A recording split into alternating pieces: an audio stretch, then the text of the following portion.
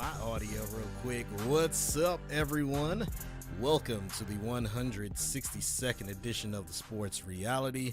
My name is Jeremy John, a.k.a. the fourth greatest Grenadian of all time. Perfect. A.k.a. the Little Wayne of podcasts, because I will get on any podcast and hit it with the J train. Perfect. Let's welcome my co-host, Cousin BigThad, a.k.a. the gatekeeper of the DMV. Perfect. A.k.a. the unofficial mayor of Prince George's County. Big Perfect. facts. BigThad, what's going on with you? I'm good, cuz I'm good, man. I'm good. How are you? It's been a wild week. It's just been a wild week. But how's everything with you, man? I mean, wild is an understatement. There's a lot going on this week. Yeah. A lot going on in the world. A lot going along. You know what I mean. Right, on in the sports world. Man, there's a lot. We're gonna get into a lot. It's one of those days where I'm glad the podcast fell on the day that I'm glad that we were able to do it today, our normal day. Right. Because all the news seemed to happen to come out yesterday or this morning. Right. This afternoon stuff came out. And I'm glad, because if this was earlier in the week, I'd be like, yo, we just missed out on all the good stuff. Right. All the good stuff. I feel you. But yeah, man, how's work going, man? Work's good, man. Work's good. You know, I'm learning a lot. Whatnot. Everybody on my team that I'm on is dope. The other interns and whatnot, we got this big project. Like, it's huge. Like, there's like implications to like everybody going back to the office. You know what I'm saying? Those implications of going back in the office are in our hands as interns, John. So wow. Yeah, it's kind of crazy, but no, it's good, man. It's something a little different than my degree, but it's still in the same IT field, so that's what's up. It's pretty dope. You know what I'm saying? But yeah, and then we get an email at like 4:00 this afternoon, like, hey, just to let you know, you have a holiday tomorrow. Don't come into work. And I'm like, wait. I was like, how you gonna give us a holiday tomorrow? Tomorrow's my day off, man. Like, how's this gonna work out? You know what I'm saying? Hold on, so it was your day off anyway? Yeah. So I got my 80 hours. Today. And next you know, they're like, yo, y'all got a holiday tomorrow. Don't come into work. Like, oh, wow. Like, so I lose? Do I lose money here? That's what I'm trying to figure out here. You know what I'm saying? You shouldn't lose money. You should get what you're going to get. But the thing is, you could have had, let's say it was your regular work day, then you would have got the... Dog, I would have took off today. I would have took off today. You know what I'm saying? I would have took off today, get paid for tomorrow. It still all would have worked out money-wise and good to go. So now I'm just waiting to see, because they said that HR is going to let us know what's going on, because there's a lot of other people in my predicament that are scheduled off tomorrow. You know what I'm saying? So we have like regular day offs, which, you know, we do our 80 hours and then like tomorrow's off. So now it's a holiday. So what are you going to do for us? That's how we see it. You know what I'm saying? Like, you going to give us like extra leave? You know what I'm saying? Like, okay, fine. You know what I'm saying? If you want to give me extra leave, okay, good. I'm probably not going to use it anyways, but, you know, it is what it is. You got a friend there, Michael Jones. Yo, Big Mike. What's good, Mike Jones? That's not he's That's the OG. That's the OG Mike Jones. Yeah. So OG Mike Jones, and then this is Mike Jones. Like, he was like a year or two ahead of me at DeMatha. So he's the OG of the OGs, because there's Mike Jones, the DeMatha head coach. Is he still there? No, he's now the associate head coach at Virginia Tech. That's what I thought, but I wasn't sure. Yeah, he was there. There's all kinds of tra-la-la going on with that, son. Like, you know what? In the papers and everything, and yeah, it's wild, son. Like, you know what? I'll have to explain. I'm not going to talk about it on this show yet. Maybe next week, but I'll talk to you off air about what's going on. It's crazy, bro. It's crazy. Maybe we should have my boy Marcellus Bowie of Legit Stats, because, you know, not only is he one of the most known statisticians in high school basketball just across the country. At one point, it was just the DMV, but he is across the country. I saw posts from other people who live in other parts of the country talking about they know Legit Stats.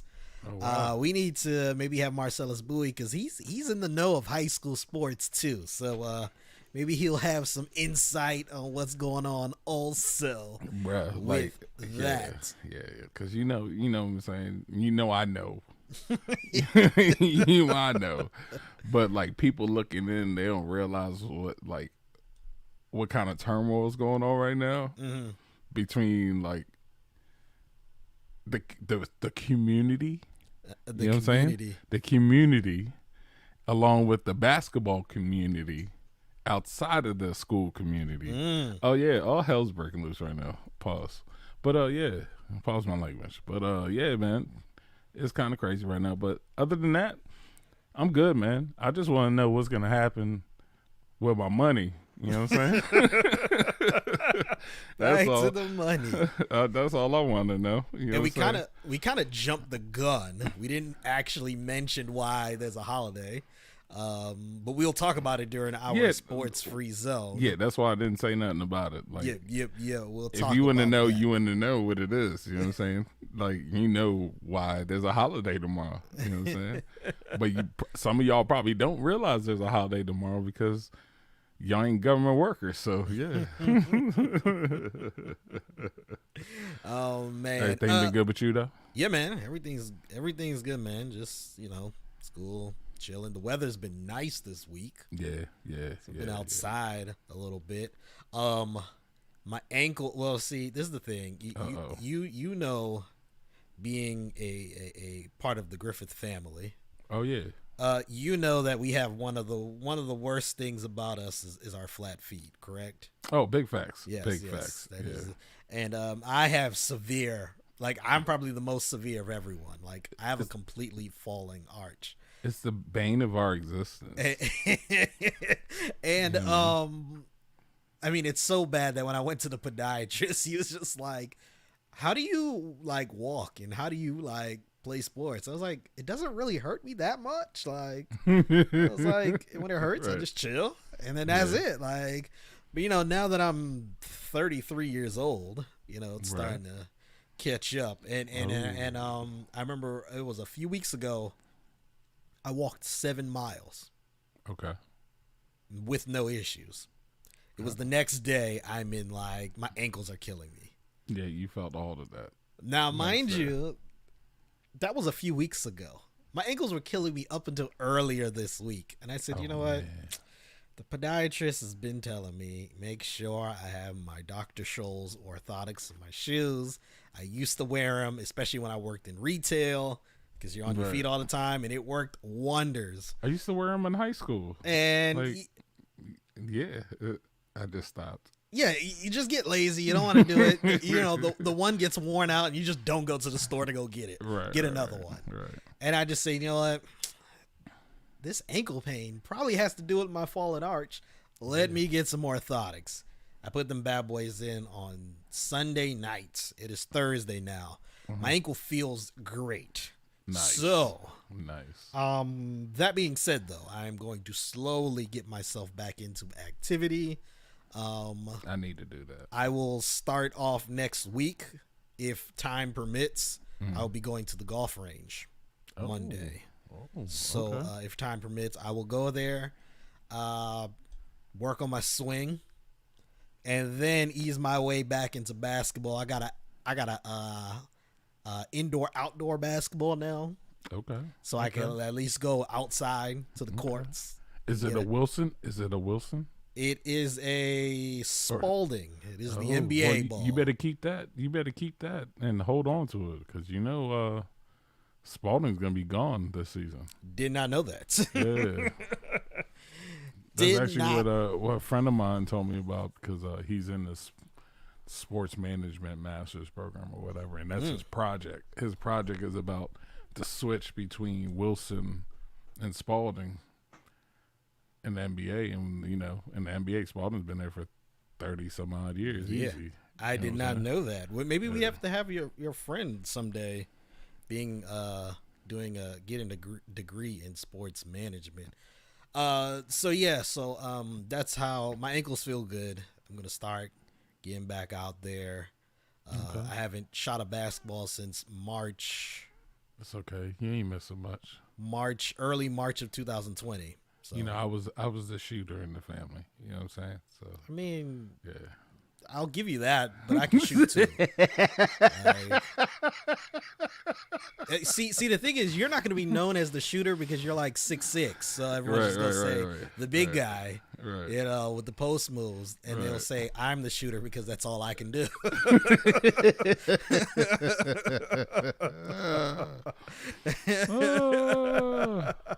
Oh, Harold, yeah, man. Next week, man, I'm gonna go to the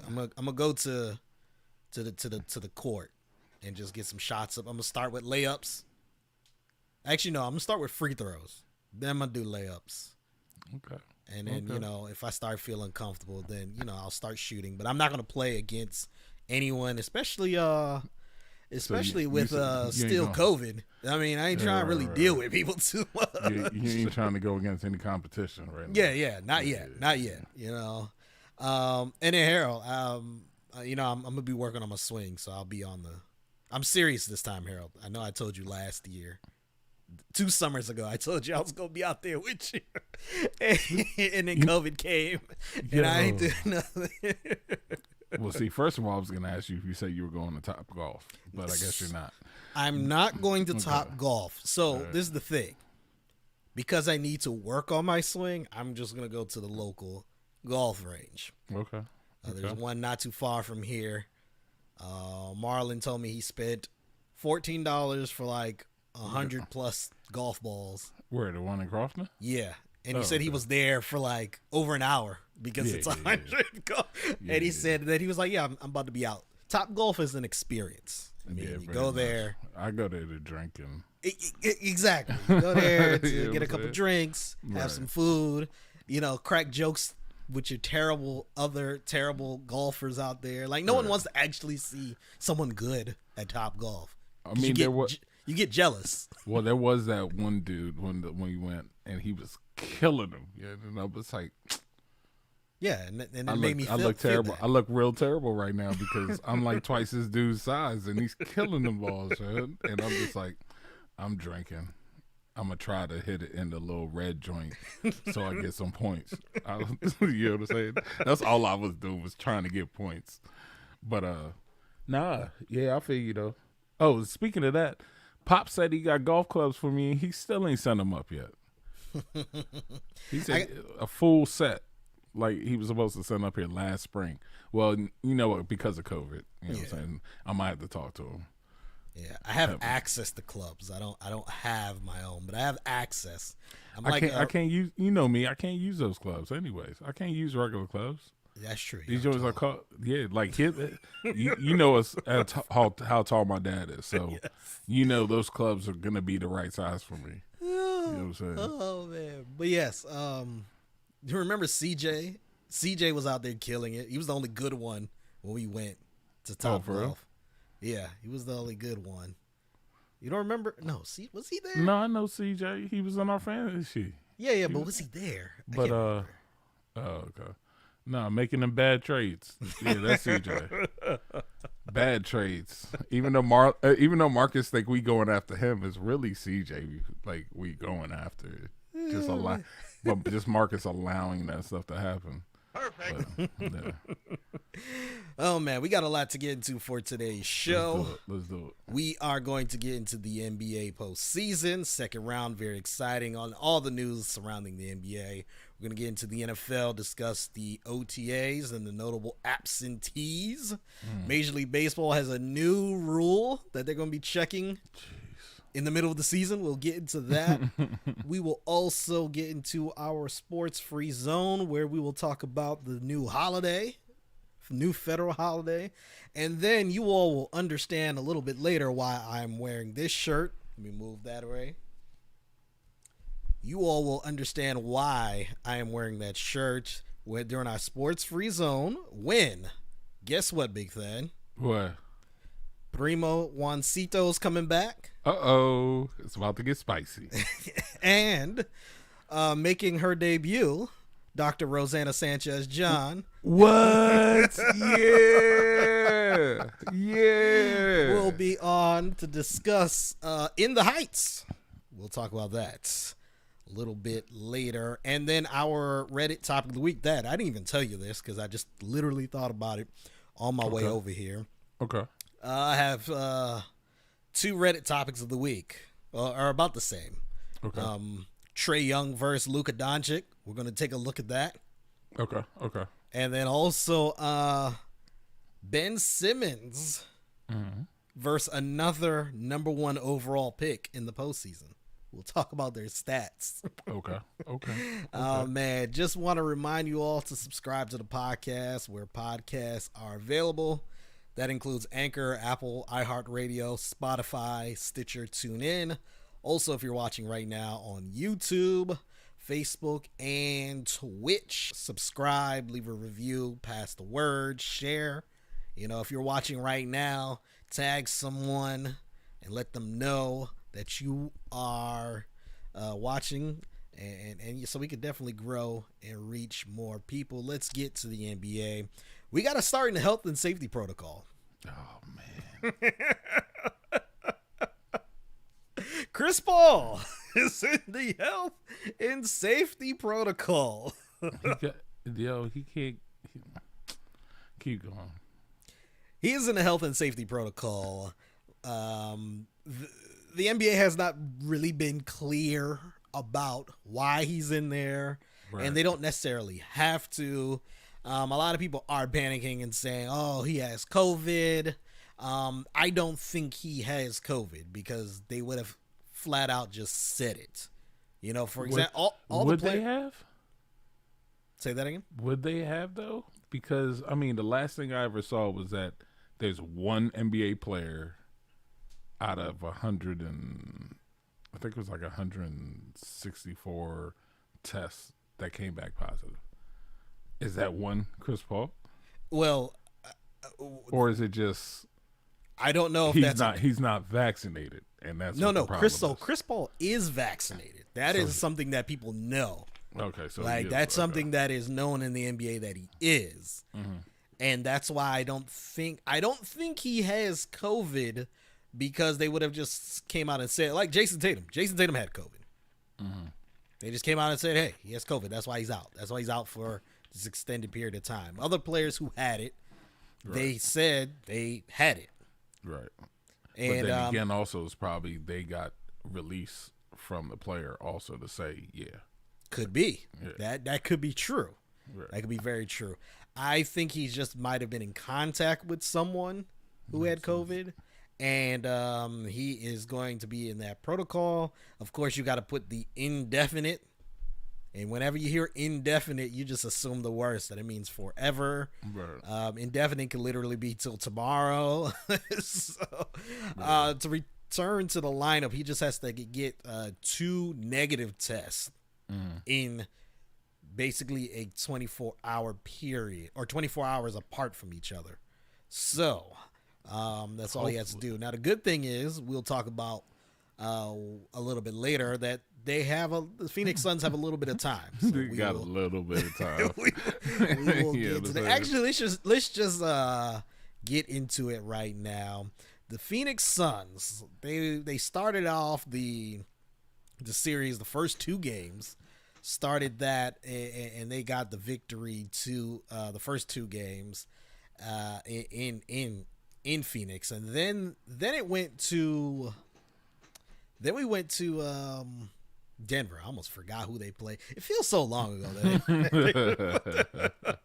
It feels so long ago. So they go to Denver, have a very good game. It was a very good game in Denver, but eventually the Suns, they pulled off the victory, and then this happened. Something happened during that game. Something happened during that game, and I'm gonna show it here for everyone. Just got to share the screen, and for those who are going to be watching this a little bit, get kicked off on YouTube again already. No. I'm gonna be a little more careful about that one. For those who are listening on the audio version, I will describe what is happening. And there was an altercation in the stands, and between a Suns fan and two Nuggets fans. Now, mind you, this is in Denver, and the Nuggets fan is swinging on the Suns fan, and the Suns fan just unleashes uppercut after uppercut. He's holding one guy and punches the other. Yeah. And he's talking, and he's still punching him. He's going back and forth. And then he says, Suns in 4. Suns in 4. Yeah. Before he got to game 4. Yeah. And it was at that point, I was like, oh, Suns really are about to win this series. Right. Well, see, bad thing is Homeboy. See, this is what Homeboy did wrong. He tried to act like he was walking away, and then came back for the swing. You know what I'm saying? And come on, bro. Like, what were you thinking? It must be a Colorado thing. I don't know. But and all of it started, we didn't get that part in the video, but all of it started, the Denver Nugget fan threw a beer on the Suns fan. Yeah. So he really was like defending himself. Yeah. He was in his feelings because I did see Booker got in contact with him. Yes. Because he put on Twitter, like, yo, if y'all know this dude, like, have him contact me. Like, we got tickets for you. And they found him or whatnot. But they were talking to the guy, said that, they were just having the usual NBA crowd jibber jabber back and forth. And then Homeboy just wanted to come at him. And he was defending himself. You know what? Turned out bad for him. So he throws the beer on the Suns fan. What's even worse is I saw another angle where it shows from like the beginning. And when that Nuggets fan is getting beat, you know, none of his other fellow Nuggets fans stepped in. Matter of fact, they were like, yo, that's what he gets. That's what he gets. See, that's what I'm saying. Like, remember, I don't know if I sent that to you or not, but it was like it was a Padres fan. Yes. The Padres fan. And dude just straight up walked up on him and swung on him. And his boy that was right behind him did nothing. Just stood there. And then, like, he kind of stepped in front a little bit, and Howie was about to go. He's like, nah, I'm good.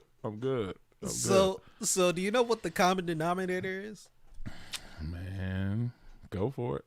Colorado dudes are soft. Because that was a Colorado Rockies game that happened. Oh, no. So y'all Denver, Colorado dudes, y'all soft. We ain't talking about the transplants. You know what I'm saying? Because that dude, that Phoenix Suns fan lives in Colorado. He's a transplant. And you see what happened. But no, we ain't talking about the transplants. We're talking about y'all from actual Colorado. Y'all Project Kool-Aid. Y'all sweet. It's an evil world we live in. Damn. Oh my goodness. So let's get to game 4. Game 4 here. Nuggets are on the brink of elimination. And this is what happens during that game in the third quarter. We have Jokic, who goes up for a shot and is upset that he doesn't get the foul and swipes at Cameron Payne. It is alleged that Cameron Payne has a broken nose. We don't know for sure because they haven't played since, because the Suns eventually they swept them.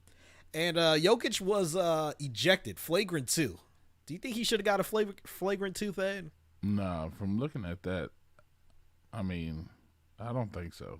But you know what I'm saying? They that's the one thing is, like, if you end up nah, especially looking at from that view, it looked like he didn't even, Yeah, he didn't even hit his nose. So he did hit his nose, but Oh, I see it. Okay, yes. okay, So he hit him with his nose on when it was coming down. forearm. Yeah, when it's coming down, right there. Wow. And he hit him with the forearm, and but it was the windup that made it look crazier than it was. Right. And ultimately, because of the windup, it falls under the non-basketball play and excessive. So that's why they gave him the flagrant 2. Now, I personally believe it should have been a flagrant 1. Right. Because let's be real, man. This is the MVP of the league, right? Like, he's the MVP, man. It's an elimination game. It was a frustration foul. Right. But you know, you gotta, when you go to the tape, just say, hey, man, we can't really kick him out of this game. You've noticed this season that a lot of these refs aren't giving those calls anymore.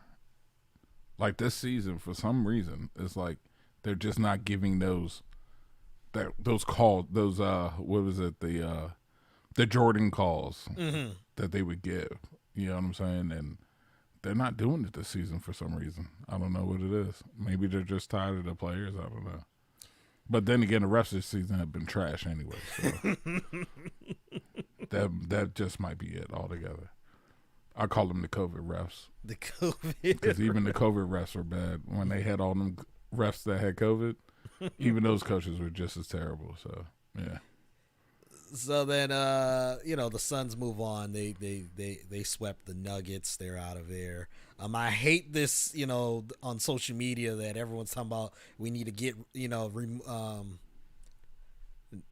rescind Jokic MVP award. I'm like, you know, the MVP is for the regular season, right? Like, right. It's a regular season award. I see somebody was like, "Yo, is this your MVP?" Yeah. Yes, he was this year. You do realize that there's 2 MVPs in a season. There's finals and regular season MVP. Like, what do you think? Like, just shut up. That's how I see it. Just shut up. Yeah, man, but people get so like, oh my gosh, like, I can't believe, like, this is your MVP. La, la, la, la. Let's go to the other series in the West. The Clippers tied up the series against the Jazz 2-2, but in Game 4, and I remember this play, and I meant to tweet it, but you know, I did not, and it's not an original thing because I swear there was probably thousands of people who might have said it at the same time. But I meant to say, yo, that little tweak that Kawhi Leonard took at the end of the game, near the end of the game, he got fouled and he kind of, you know, took an awkward step. I was like, that looks weird. Come to find out, he has a sprained ligament in his knee. So I think a sprained ACL. That's what they're saying. It's a sprained ACL. But before that injury, there was something that happened during that game that was phenomenal. Like, something phenomenal happened, and I'm gonna show it here. It was the Kawhi Leonard dunk. That dunk on Derek Favors, Dad. Did you see that? No, I didn't. If you got the clip, you did not see that. No, Wow. I've been working, man. True. I've been working. Like, you would think I would have the TV on during the day, and I keep getting meetings and meetings and meetings. So I haven't been seeing nothing, bro. True. I heard there was something that went on, but I that didn't dunk see it, was. I mean, it's gonna be one of those dunks that people will mention for years, no matter what happens during this postseason. It's going to be one of those. It's going to be like Sean Kemp on Gatlin. It's going to be like Tracy McGrady on Sean Bradley, you know, Jordan on Ewing, Starks on Jordan and Horace Grant. But yeah, man. Yeah, you should flip that off. You know they're gonna cut us. YouTube ain't playing, man. Yeah, man. YouTube. Wow, man. But anyways, but no, that was kind of sick. Like, I don't think it's as good as Sean Kemp, though. No, but it wasn't one as of those. disrespectful. But this is one of those types, yeah. One of those disrespectful ones. So then Game 5 was last night. And Paul, you know, Pandemic P had to be the number one guy. Had to. He had to. Pandemic P. You got to be. turned into Paul George. I ain't gonna say playoff P yet, but he definitely turned into Paul George because he had a very good game when it mattered. Also, Reggie Jackson chipped in some very clutch buckets, and Marcus Morris played pretty good. Okay. When it comes to the Jazz, I can't even really say that they played bad. It's just it wasn't enough. It just was not enough for the Utah Jazz. So Game 6 is now going to be in LA. I believe it'll be tomorrow night, I believe. Do you think LA you think LA's going to pull it off and make it to their, and I say LA, the Clippers. Man. Do you think they're going to pull it off and make it to their first conference finals in franchise history? I hope not, because then we have to give some credit to Paul George. Like, who else are we going to give credit to? What's his name? It's an evil world we live in. Was it Luke Kennard? Yo, why are you such a hater? No, come on, man. Like, Paul George is on the same level with Draymond in my mind right now. Hate them dudes.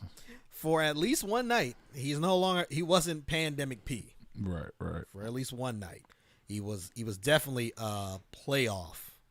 He was definitely Paul George. I won't say playoff P yet. He got to do that multiple games consecutively. Right. When it's on the line before I start giving him his self-proclaimed moniker. So that series, the Clippers are up 3-2. The Clippers have not made it to the conference finals in either the East, when they used to be the Buffalo Braves, or the West as the San Diego / Los Angeles Clippers. So, yeah, man, that'll be very interesting if they make it there. I have to crack jokes. This one, it perplexed me, but it's so funny hearing like Lakers fans rooting against the Clippers. Like, why as a Lakers fan would you root against the Clippers? That's like the Jets and the Giants. Even though just like the Jets and the Giants, they hate each other, bro. I don't know. Okay, look, it's like it'll be like the Ravens and the Washington football team playing in the same stadium. Mm-hmm. As much as we hate each other now, and we're 30 minutes apart, it'd be the same exact thing. This is why I'm gonna say it's not the same. Just like the Giants and Jets, yeah, they're rivals among the fans. They play each other once every 4 years, but they're still a little, they play in the same stadium and have played in the same stadium for 40 years now in two different stadiums. But they've both had years of success and years of failure. Right. The Jets, yes, it's been a long time since they won a Super Bowl, but they've won a Super Bowl. The Giants have won 4, I believe. Yeah, 4 in franchise history. Same thing with the Yankees and the Mets. The Mets, yes, is 1986, but they've won. One in 86.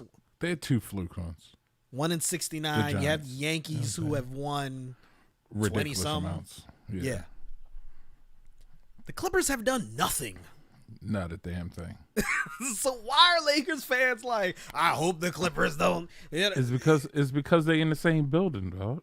The same building that none of them own. What it is. It's just what it is. It's just the same building. That's what it is. Like the fact that you got to take down our banners when your team plays. I mean, that is a little childish. That is childish. They couldn't figure out a way to just cover them. I mean, they do cover them. They put that big black tarp over. Oh, they finally did. Them. Okay. And then they, but still, I'm kind of like, okay, Lakers. Let's say, because I don't believe it's gonna happen, but let's say the Clippers win a title. The Clippers are still not running LA. No, not. It'll just be the Clipper fans, right? And LA will just be like, yeah, don't really care. Because you finally joined the party. Like in Lakers fans' minds, like the Clippers can't even celebrate that championship at the Staples Center. Exactly. They literally can't. Like, you gonna celebrate in front of a Shaq and Kobe trophy, and you know what I'm saying? Like, it's crazy. Like, that's gonna suck to have a parade and celebrate your championship in front of just Lakers statues. That's hilarious to me. Yeah, so I always laugh. I'm like, yo, why are y'all so focused on them? They are nobodies compared to y'all. Right. So why? Like it's honestly, as I've become an adult, older and older, I wasn't, as a Cowboys fan, I wasn't worried about Washington because they were bad for so long. Washington's routinely beaten. I mean, Dallas is routinely beating Washington. Now, settle down, sir. Now, I'll admit this. Down. You weren't even really there for the good years. Now it's the good of Dallas. Now it's the good year. Why? Because y'all actually used to beat us. No, I'm saying you Super weren't. Bowls. Yeah, and, I mean, duh. You know, in you your heyday, won. you saw 3. In my heyday, I saw 3. You know, were you really? Was that really in your heyday though? Yeah, man. I remember every single one. Dog, of you those. were like 6. I still remember them. Yeah, I still remember them. You were okay. The last one you were. Dog, the last one. One you were 11 years old. I was 13 years old. Hold on, now you just what year? Hold on, what year were you born? 80. Okay, the last one was 91. The last one was 93. The 91 season. So the Super Bowl was in 92. Whatever.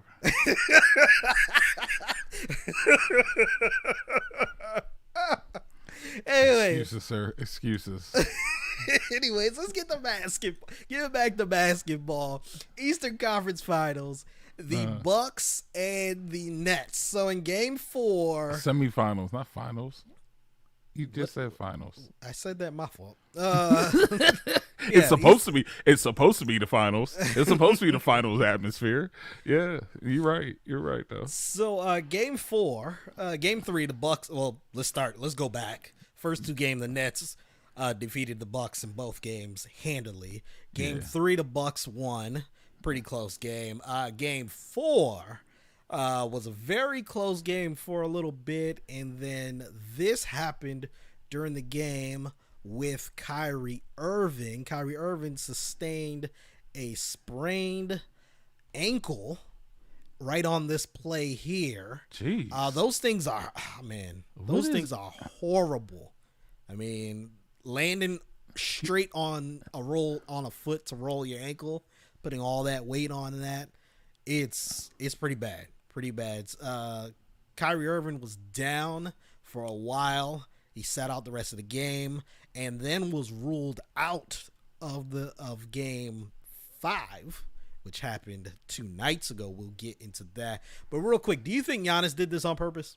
No. Giannis just went for the rebound. And see, I agree with you too. I don't think he did it on purpose. No. He went to box out. Exactly. Now, a lot of people are saying Giannis did this on purpose, and they keep on comparing this play to the Kawhi Leonard 3 that Zaza Pachulia did in the Western Conference Finals in 2017. Here's a clear difference. Kawhi Leonard was shooting a 3-point shot, and Zaza, when running to Kawhi, took unnecessary steps with the same leg, same foot, right, to get under him. Kyrie is right under the basket, meaning that he can just get his own rebound. Exactly. If Giannis isn't there to lay it back up. Giannis's foot gets there, things happen. Right. And I know it looks bad that Giannis then inbounds the ball and just runs down the court, but hey, it's professional basketball. Keep on going. He probably didn't even, be honest with you, he probably didn't even realize it. Be honest with you. So that happened. So we have Kyrie Irving out, James Harden, who was already out. Well, he decided to come and play, but yeah, you might as well have just stayed out. James Harden is magically ruled that he's going to play in Game 5. And that game starts. First quarter, what are your thoughts about that game, Big Thad?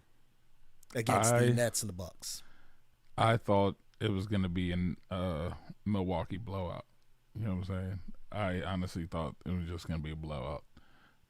While it was going on, you know what I'm saying?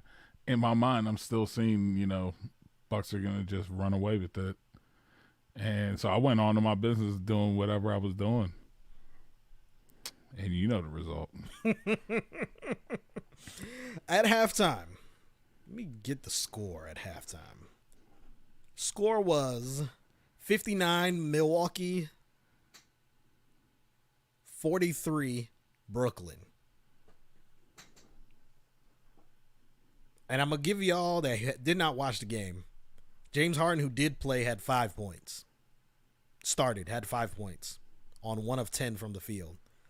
Joe Harris had 5 points, who from 2 of 11 from the field. Bruce Brown, who started, had 2 points in 13 minutes. Wow. Blake Griffin did have 17. Jeff Green, though, off the bench, 34 minutes, 27 points. And some guy named Kevin Durant had 49 points, 17 rebounds, 10 assists. Them PG boys running Brooklyn. PG boys. See? That's why I'm the mayor. Perfect. Some guy named Kevin Durant had 49, 17, and 10. And was a 1 missed free throw away from 50 points. Right. I tweeted earlier that day. I said, and this was because I also thought Harden was going to play. So I said, if Harden doesn't play, I think Kevin Durant could have one of those games that are similar to LeBron in the 2012 Eastern Conference semifinals, Game 6 against the Boston Celtics. Yes, he's playing at home, but he could have one of those games. And honestly, the only thing that was different from LeBron's game in 2012 and Kevin Durant's game the other night was Kevin Durant started out slow. That was the only difference. LeBron from tip off was on fire. I'm not going to say which one is better. They both led their teams to victory. Like, for sure. Kevin Durant, basically, because a lot of people thought Bucks were going to win. And at halftime, it was looking like the Bucks are going to win. I did tweet that the Bucks are kind of keeping them in the game. Keeping them in the game, yeah. It was like they didn't have the energy. Also, they weren't taking advantage that the Nets were playing small. Like, there were so many times Brook Lopez had opportunities where he was open. Right. He set the pick, he'll roll. The defender who's on him is he had one play where he had Landry Shamet on him when he rolled to the basket and just didn't get the ball. That happened numerous times during that game. Chris Middleton played pretty good that game. 25 points. Drew Holiday had 19 points. Brook Lopez had 15. PJ Tucker scored 0. And I think that's kind of big. But he had a lot of responsibility guarding Kevin Durant. Giannis Antetokounmpo, when you look at the stat line, 34 points, 12 rebounds, 4 assists. Looks really good. But down the stretch, couldn't do anything on offense to score. Also had that one play against James Harden where James Harden on a bum hamstring calls off the help. It's like, I don't need your help.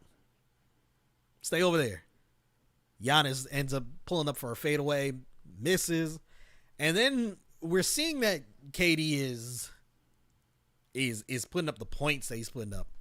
Right. Giannis is the reigning defensive player of the year until, obviously, Gobert won it last week. But the reigning defensive player, or the previous reigning defensive player of the year, he does not take a single possession in crunch time to defend Kevin Durant. To me, that's... He getting crossed up, son. Come on now. I understand, but he getting crossed up. Well, then get crossed up fighting. like lose fighting. Falling while he's falling down. Yeah, I criticized LeBron James in the 2018 NBA Finals for allowing the switch every time in crunch time to put Kevin Durant on J.R. Smith. Yeah. And especially in that game 3 when Kevin Durant pulls up for that 3. He said, look, LeBron, at some point you got to be like, I'm guarding him. Right. I'll fight over, I'll get there. Right. This is the NBA. Like, I've seen people fight over in pickup games. You know, this is the NBA. This is the playoffs. Right. Fight through it. And I feel like not just Giannis, a lot of NBA players just allow the switches. And that just makes it so much easier for any offense out there. No, I feel you on that. Yep. Now, Game 5 is tonight. Should be starting in about 45 minutes. I'm sorry, Game 6, 45 minutes in Milwaukee. Who do you think is going to win that game?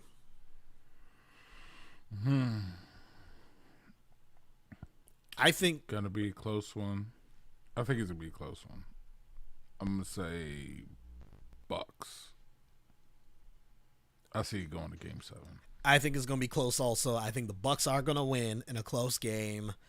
The reason why I say that is I do believe Kevin Durant's going to go off.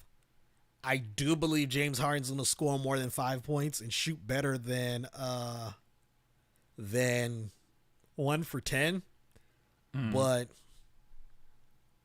I don't think, he's going to be as effective. Also, I don't think the role players like Jeff Green is going to go off for 27 points again. Nah, I can't see Jeff Green going for a back-to-back 27-point game. Or and not necessarily just 27.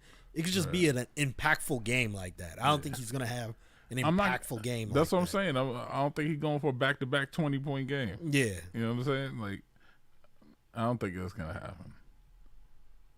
But it'll probably be somebody else that picks up a little bit of that slack. You know what I'm saying?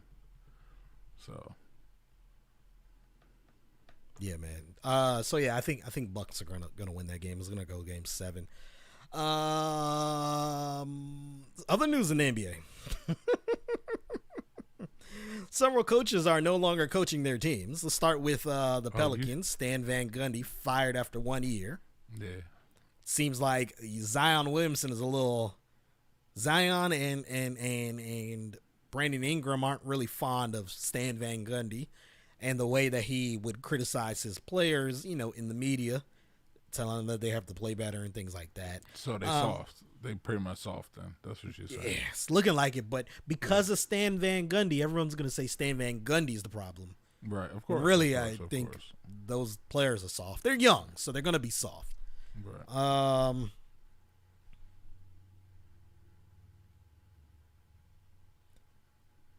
You have Stan Van Gundy. He's out of there. Right. We mentioned Portland, obviously last week with Terry Stotts is out. Mm-hmm. So Portland has opening. The Magic have an opening. We mentioned last week also that the Celtics have an opening. Right. The Dallas Mavericks now have an opening because Rick Carlisle quit with 2 years left on his contract. That's because of Don Nelson. That situation up there, up in the management. You know what I mean? Explain that for the viewers and listeners, BigThad. So Mark Cuban has this guy who is I want to say he's a former poker player or something like that, but he's a financial guy, financial advisor or something like that. Well, he's been doing a lot of things in the organization, and he has a little power. You know what I'm saying? And him and Don Nelson, granted, Don Nelson been with the Mavs for 20 some odd years as GM, doing a great job. But him and this dude, they're clashing. They have been clashing especially this season. So Don Nelson resigned as GM, and here 2 days later, Rick Carlisle's like, nah, bruh. Got 2 years left. I'm out. My man Don's gone. It's not going to be a good look. I'm gone. So now you got to worry about Luka. Because real talk, I mean, Luka could say, I'm not signing that $200 million extension this summer. Even though earlier he said, like before all this went on, earlier he was like, they were like, yeah, so can do the extension. He was like, he starts laughing like, of course. So, you know what I'm saying? So, Cuban better get his house in order, man. Yep. The rumblings that Luka might not even sign the the rookie, what do they call it? The rookie extension? Yeah, the rookie extension. Which is $200 million. Because he made an all-NBA team. Yeah. Oh, man. And then, the big news. Oh, yeah. The Washington Wizards and Scott Brooks decided to part ways. Perfect. Yes. Perfect. Yes. Great. Bombs, baby. Flex bombs. Yes, sir. Yes. Yes, Scott sir. Brooks is finally out of here. It's happy times in D.C. Happy times. We've been calling for this all season. All season we've been calling us. He need to go. Everything wrong. Gotta go. Yep. He's gone. Yeah, man. So Teresa Witherspoon is actually one of the leading candidates for the Pelicans job. She is one of the Pelicans assistants. Also, there's Becky Hammond, who's out there. There is Jason Kidd, Chauncey Billups. Mm-hmm. Sam Cassell's always in the mix. Mark Jackson's name is always in the mix. Right. Jason Kidd. Wes Unseld Jr. is in the mix for the Wizards. Now, can we? I'm a little like, look, what his father was great for the organization as a player. Like, not much as a GM. Right. I'm trying to get out of this family. Can we stop that in this area, yo? Because Georgetown did the same thing. You know what I'm saying? You had John Thompson's son. Now Patrick Ewing. Like, can we stop with the nostalgia and bring in somebody that is gonna do what this team needs? You know what I'm saying? Like, and also let's get some of these players out of here too, because some of them are just trash. Like, they wouldn't be backups on another team in the league. Yeah, like, man. Come on. Let's do something right for this organization for once. Also, Rick Carlisle, though. Rick Carlisle's statement. I'm going to read it for you all, because what he said was kind of unique. Mm-hmm. He said, after a number of in-person conversations with Mark Cuban over the last week, today I informed him that I will not be returning as head coach of the Dallas Mavericks. This was solely my decision. My family and I have had an amazing 13-year experience working with great people in a great city. It has been an honor to work alongside Mark, Sint, Donnie, Finn, Keith, Dirk, J-Kid, and every player. You see, and assistant coach. Say that again. You see, he didn't say that dude's name. Right? I'm reading it. I'm like, hold on, you ain't gonna say Luka. Oh man, J-Kid and every player and assistant coach I've ever had here. Dallas will always be home, but I am excited about the next chapter in my coaching career. Meaning, he's still about to coach. Oh yeah, no doubt about it. Oh yeah, no doubt about it. Before I get to my thoughts, shout out, man. What's up, Steven? What's good? What's going on, man? Hey, thanks for tuning in, man. Hit that like button, subscribe to the podcast, and definitely tune in. We're on here every Thursday, starting at 7 p.m. I think Rick Carlisle is going to the Boston Celtics. He has ties because that was the team that drafted him when he came in 1984. Right. So I think that's where he's gonna go. But there are other openings. Like, right. I mean, Pelicans are interested. Right. Oh yeah, Portland's interesting. Yeah. Those teams definitely have great talent, like upcoming talent, big time. So yeah, I mean that would be two good moves right there. Of course, Boston too would be a good move. Here, Probably not. It's not looking too good for coaches here. Yep. That will wrap it up here for our NBA segment. Let's now get to the NFL. Some notable absentees from OTAs this week. Xavier Howard of the Miami Dolphins.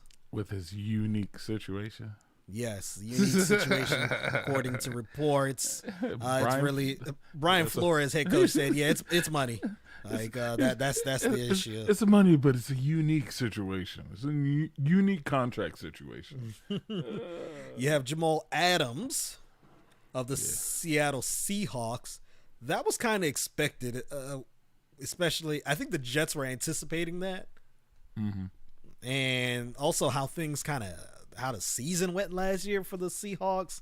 It kind of hinted to this. Now, the Seahawks chose to phrase it as a family issue that Jamal Adams is tending to and won't be there. So they gave him the liberty of saying that. They pulling the Kyrie. Pulling the Kyrie right there. And obviously the big one is Aaron Rodgers, but we kind of knew that was going to happen. Want to talk real quick about how things can be swayed in the media. A random person who is, let me not say random, they have pull on social media. They tweeted something absurd and said that Tua Tagovailoa threw 20 interceptions at OTAs today, and social media went ablaze. Even verified NFL insiders were like, well, if this is true, this is alarming. And the dude was being so facetious because someone replied to him. It was like, yo, is this true? He said, everything after like the first word is false in his tweet. Like he says that. That's Yet hilarious. everyone is sitting there like, yo, he had a terrible day at OTAs. Wow. And then he was crying on the sideline because he just couldn't get things done at OTAs. Like, yeah, man, the power of the internet. Odell Beckham Jr. was at OTAs for the Cleveland Browns. They are amazed at how well he's playing or how well he's working out there. It's because he's healthy. Now with Odell Beckham Jr. back, what are the expectations for them? Yeah, for the Browns. Super Bowl. That's the only expectation you could have for them, especially after the season they had last season. You know what I'm saying? You can't go back down. If they have an 8-8 season, you're gonna be like, yo, y'all are failures. Real talk. You can't go from 11 and 5? Yeah, I believe so. 11 and 5, winning your division, and playing decently in the playoffs, and you can't not make the playoffs this season, and you can't be 8-8. You know what I'm saying? You gotta be better than you were last season. Yeah, man. And honestly, I was tired of hearing Odell Beckham Jr. went down with the injury and then the Browns got better. It must be Odell the problem. Nah, man, Baker can't he can't handle talent. Like he can't handle having an arsenal of talent. That's what it is. And now he's about to get another wide receiver, and he has to be able to keep everyone happy, and he has to be able to choose the right receiver when the pressure's on the line. When the game is on the line. Yeah. That's pretty much it. You know what I'm saying? I mean, you gotta have that. You gotta expect Super Bowl. You got to. If you think of anything else, then you shouldn't even be playing. Other NFL news also. Actually, we didn't really have anything else for the NFL actually on the rundown. Now that I look at it. Come on now. Now that I look at it, ain't nothing else really it's worth OTAs. Talking about for today's show. The only thing you would talk about ever at this time of year is who showed up, who's still trying to deal with their contract, who got injured maybe, and that's it. Yep. Let's now get to Major League Baseball. Major League Baseball trying to crack down on pitchers. and they're using foreign substances. Well, they did crack down. They decided we're going to come up with a new punishment starting this right now in the middle of the season. Right now, not even grace period. Yeah. Right now, Pitchers who are caught with illegal foreign substances on their uniforms or equipment will serve a 10-day suspension. Also, catchers who are caught with the same substance, if the catcher's caught with it, the pitcher and the catcher will be suspended for 10 days. Also, the teams will not be able to bring anyone up, call anyone up to replace any player suspended for this violation. wow. So you can't add anyone to the lineup. No. Do you think Major League Baseball made the right decision, Big Thad? Eventually, but you don't do it in the middle of the season. Like, come on. Like, but the thing is also, they won up. I forgot who this pitcher is, but I know he went and kicked the pitch. He tried to kick the pitcher out the game because of the substance, because it was on his glove. Yeah. So he literally was like kicking him out the game for that. So the pitcher ended up having to use somebody else's glove, and come to find out, like there was I think it was a line drive like at his head, and he caught it in dude's glove, and everybody's like, "Oh, I guess he could use that glove too." And he ended up winning that game. But yeah, this is, I don't know, man. They're just like crazy though with this stuff, man. I'm having a blank with the name, but there's a young pitcher for the Rays who has a partial UCL tear that will probably require Tommy John surgery. He is blaming Major League Baseball for his injury. Because he said, they gave them a heads up about this issue a couple weeks ago and said, hey, we're going to start cracking down. So he made changes, and he mentioned that literally the game that he made changes, he ended up having soreness in his elbow that he's never had because he had to change his grip. Right. And then come to find out, partial UCL tear. Yeah, man. Out. That's crazy. So he's blaming baseball for that. Let's now get to our quick hitters. I'm going to ask you this, even though I might know the answer already. You've been watching EuroCup? Yes, I have. Which matches have you watched? I watched the Finland-Denmark one where the Christian collapsed on the field. Yes, explain what happened real quick. So now, mind you, I didn't watch the whole game up to that, mind you, because I had a pool tournament that morning. But we're playing pool and everything. I knew the game was going on, so I was, glancing up to the screen and all that. And next thing you know, I look up at the screen, player's on the ground, he's out, unresponsive, and I'm just like, yo, like we were sitting there watching the TV for a good 25 minutes, to the point that he was being resuscitated. Like, I thought he was just straight dead. Like, they even brought the little blanket out, put it over his head and everything. And I'm just like, yo, this dude died on national TV. Wow, yeah. On a world stage, you know what I'm saying? And they brought him out on the stretcher and everything. Well, about an hour later, got the notification that he's actually responsive. He's doing fine now. But I was even watching today when Finland was playing Russia. And they came out and get well soon Christian shirts and whatnot. But EuroCup, man, this is the best soccer you can get, the best football you can get, yo. Because USA just is trash. Outside of the women's national team, yeah, man, seems just trash. My guy Kevin De Bruyne of Manchester City. You know my team, Manchester City. Whatever. Manchester United. He plays for Belgium. Got a goal after being subbed in the 49th minute. Nice. So yeah, man, I'm a little happy for him and my Manchester City team. It's so weird that you just now getting into football. I mean, It's so weird to me. I blame the U.S. television.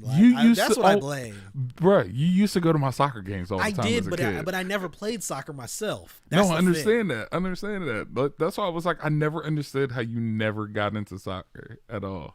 And you used to come to my games. I mean, at least my sister played, and you didn't. I used to go to her games too. Right, it's so weird to me. I think it's because I just didn't play. Yeah. Because Marcus and Marlon played. Oh, they did? Yeah, they played in high school. Oh, I didn't even know they played in high school. And Marcus, they both were pretty good.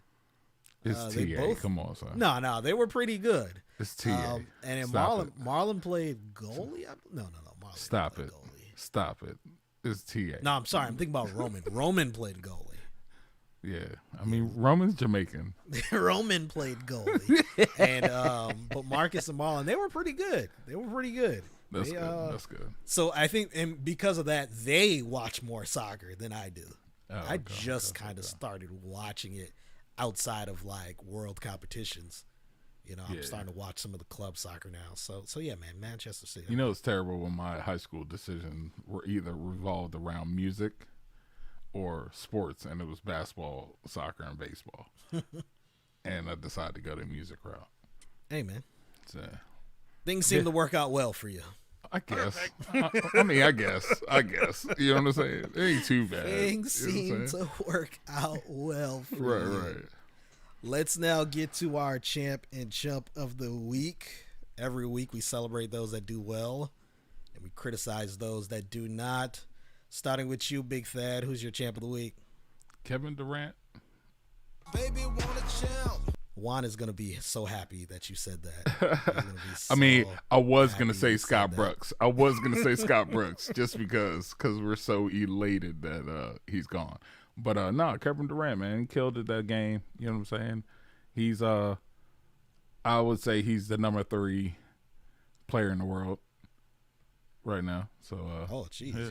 Number 3. You're tough. Number 3. Of course I'm tough. You know what I'm saying? Number 3. Tough. PG. You know what I'm saying? We can't just let y'all have it. Quinn's like number 2. So, jeez. Your boy. You know Hatchway, take a few. Jeez. Quinn Cook. Seeing him on Clubhouse every day. Yeah. Should be on an NBA roster. But anyways. He should be. Anyways, I was saying it as a jab. But anyway. Oh, wow. Quinn, you hear this, right? I'm going to make sure he sees this video just because. Chose violence today. Chose violence. Hey, Quinn, he went to TA, so don't worry. My champ of the week is also Kevin Durant, so yeah, we can keep on moving. You can't say like that performance is one of the greatest performances in NBA history. Very true. When it really mattered. So he's my champ of the week. Let's just get to it, man. Big Thad, who's your chump of the week? I think this might be yours too. Scott Brooks. 'Cause you're a chump. Got to. He's finally gone, y'all. He is gone. Done for. Good riddance. Like how you just we just didn't we couldn't come to an agreement. No, you were gone, bro. Stop it. I love when the press does that. Done. I'm happy he's out of it. Sports is the only thing where I'm happy that people get fired. Like, this is the only thing where you applaud someone losing their job. Like, it's wild, man. But look, yeah, we've been calling it for it all season. I mean, it's all season long. I've been calling it for 162 episodes. That's what I've been calling it for. Yeah, true. You're right. Yeah, you're right. December 2017. That's when it started. Oh man, that's when it started for me. My chump of the week has to go to Ben Simmons. 'Cause you're a chump. Come on, dude. 0 points in the last 2 fourth quarters. Your number 1 overall draft pick. Like, come on. Like, you gotta do something. You gotta shoot. You gotta be assertive. Look, you realize he could possibly be the best player in the NBA if he could actually just shoot the ball? I don't even think he could. He obviously he could just if doesn't. He's in the NBA. I think he just doesn't for some reason. Doesn't. And we'll probably talk about that a little bit later during our Sports Free Zone. Mm-hmm. We have that special someone who will know a lot more than I do on the topic. Gotcha. We'll bring that up. Yeah, so Ben Simmons is my chump of the week.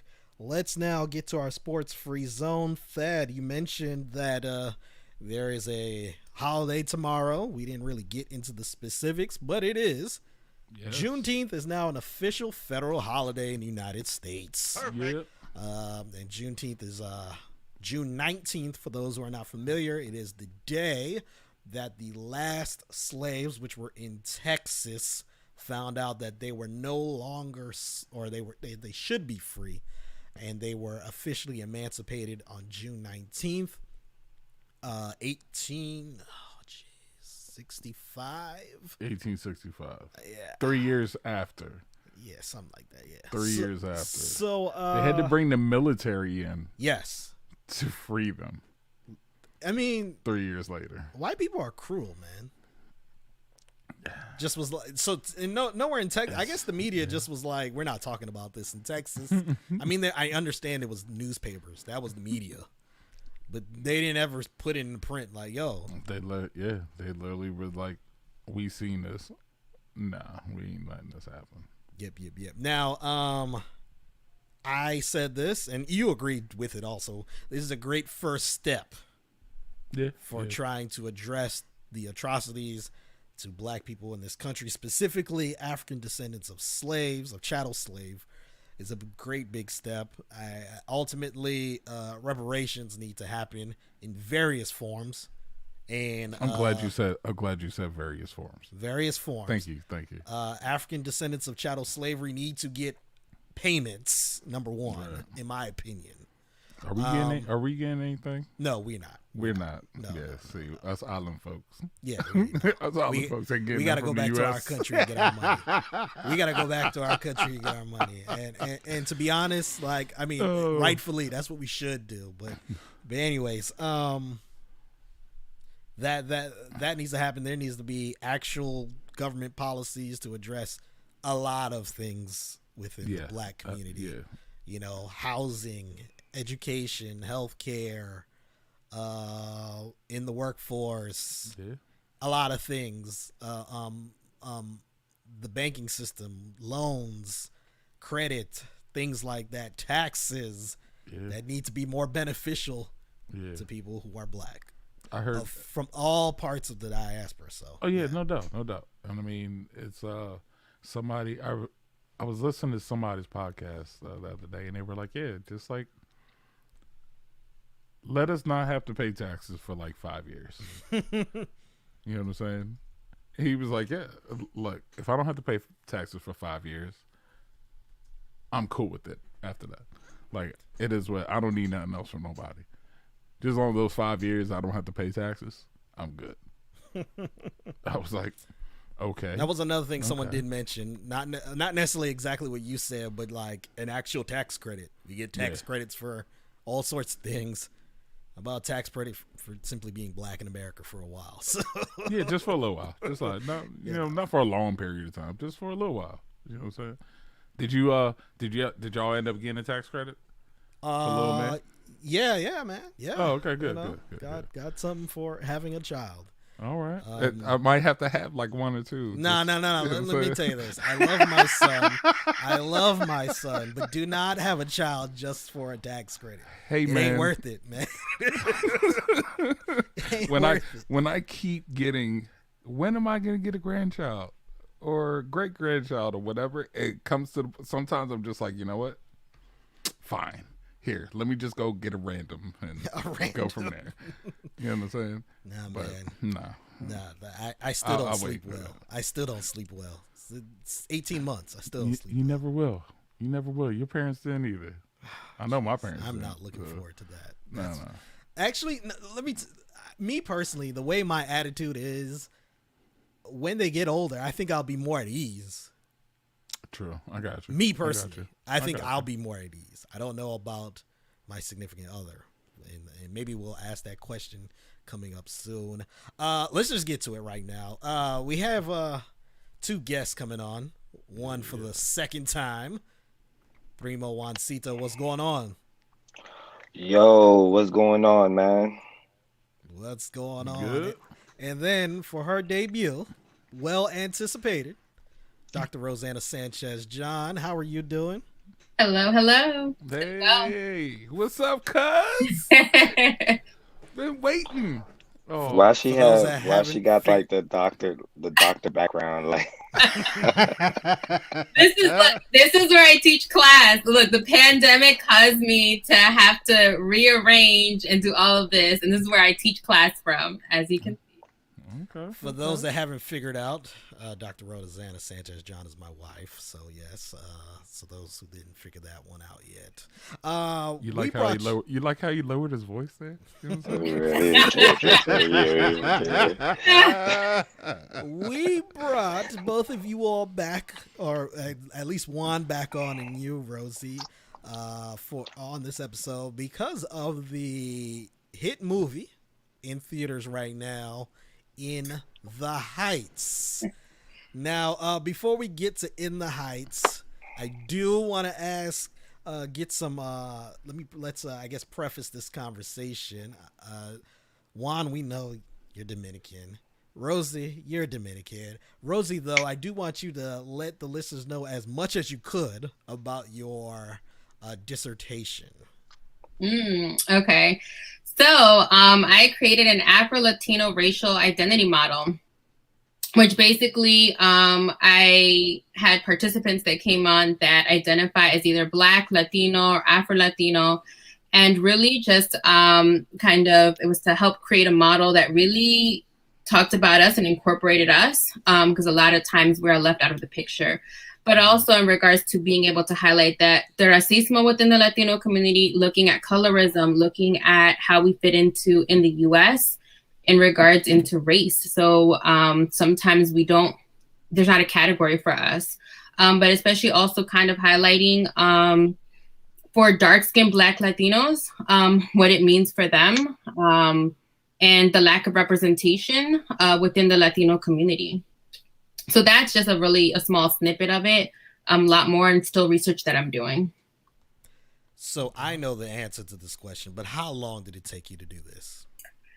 Wow. So I actually started, from the Jump in my Doc program, I kind of built it up. So I started doing a lot of research in it, but my cohort primarily was African-American women. There was one Latina, good close colleague of mine, but they really helped me kind of affirm more of my Blackness and not be so afraid. I used to be kind of afraid of like identifying as Black because people would be like, well, you're not Black presenting, like my mom.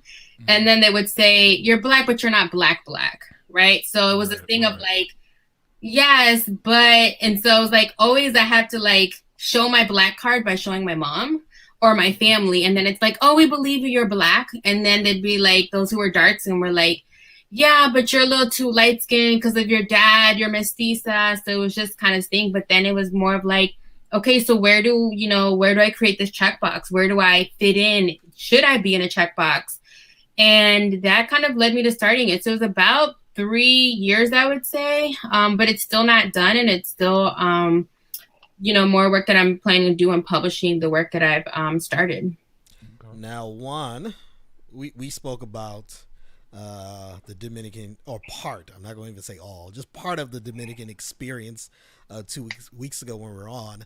Juan, you have family living in Washington Heights, New York, correct? Yeah, I have family living in basically every borough of New York, predominantly Washington Heights and the Bronx. And not only do you have family there, you frequently visit them up there, correct?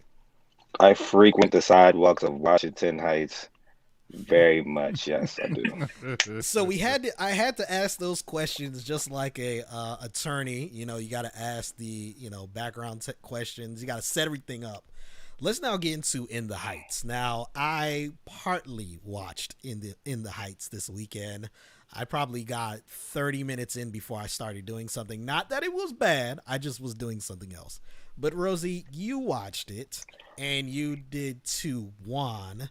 Let's just get to it. All right, hold on. Before you get into it, right? Can we break this conversation into two parts? Yes. What are the I two want to parts? have the intellectual, smart, serious conversation about the concerns of that movie or musical, and then let's get to the shits about just the jokes of that movie.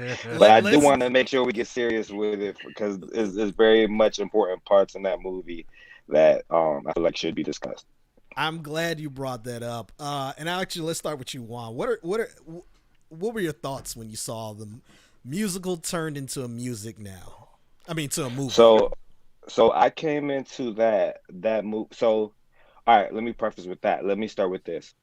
I came to find out about the movie because my best friend in New Jersey, his girlfriend did a Fila promotion with the movie. They dropped like these classic Filas for In the Heights that only were going to be sold in the Foot Locker in Washington Heights. So that's how I was like, okay, cool. This model of trying to capture Latino culture in in New York has always been done. So it's great movies out there that depict that, but it's predominantly based on Washington Heights, and it's a musical. So I figured I was going to listen to a lot of good music. So I was very interested to watch it. Of course, Twitter ran through it, bashed it. So I actually kind of want to start with, if Rosie can start, and I'll work off her. I want to know what she thought about it. I'm really curious to think what she thought about it. Yeah, so for me, this was a very I love musicals, by the way. So I love musicals. This was very anticipated. They delayed even showing it because of the pandemic. So when I saw In the Heights, I knew it was about Washington Heights. So I had really high expectations. Now, I think overall it was a good musical. Now, do I think it depicted, per se, Washington Heights? No. Did I think there was representation besides the two Dominican, individuals that were in there? No.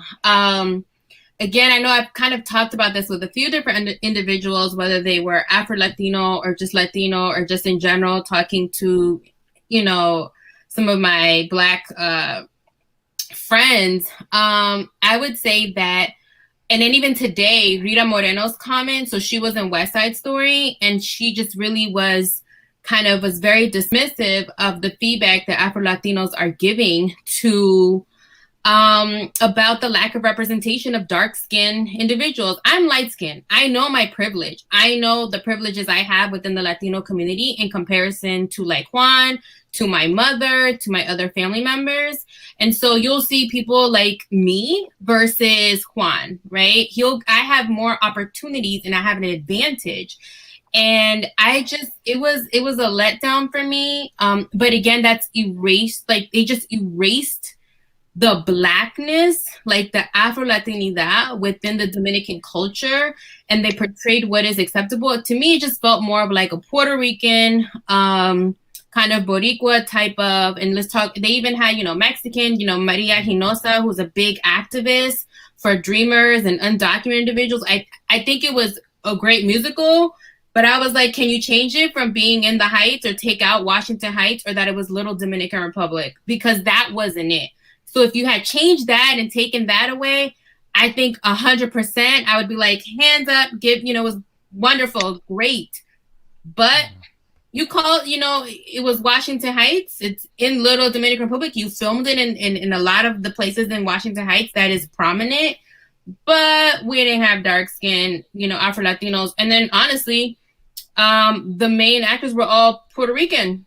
So, and then you have Lin-Manuel Miranda, who's Puerto Rican. And I'm like, you could have done your research. You're telling me you couldn't, that you couldn't do the research and learn and immerse yourself in Dominican culture. You chose not to. That's a choice. Only Daisha was in it. That's it. And Leslie Grace, but then again, she played Nina's role as Puerto Rican. Right. So she didn't even play herself. Right. And that wig was whack. Like, again, why couldn't you use your natural, like, okay, I loved the whole salon piece in there, because that is a big thing. That is, for the Dominican, like the Dominican salon, you come in and blah, blah, and then they washed her hair, but then you put on a wig afterwards. Why couldn't you just let her natural, like, be her natural hair? again, it was just things like that where it was just kind of like, but I just don't like, it was more of the apology tour afterwards of like Lin-Manuel Miranda, like, oh, there was lack of representation.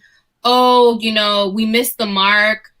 I mean, did you not just see Black Lives Matter movement? Like, did we miss that? Like, it's 2021. When are we going to stop this of like, oh, apology tour, or we're going to do better? Or like Rita Moreno was like, how about... I actually have Rita Moreno, her quote actually right here. So we can actually play it so everyone can hear exactly what she said. Manuel, that really This is wild. Oh yeah, for the people who, Can we talk for a second about that criticism about Lin-Manuel? That really upsets me.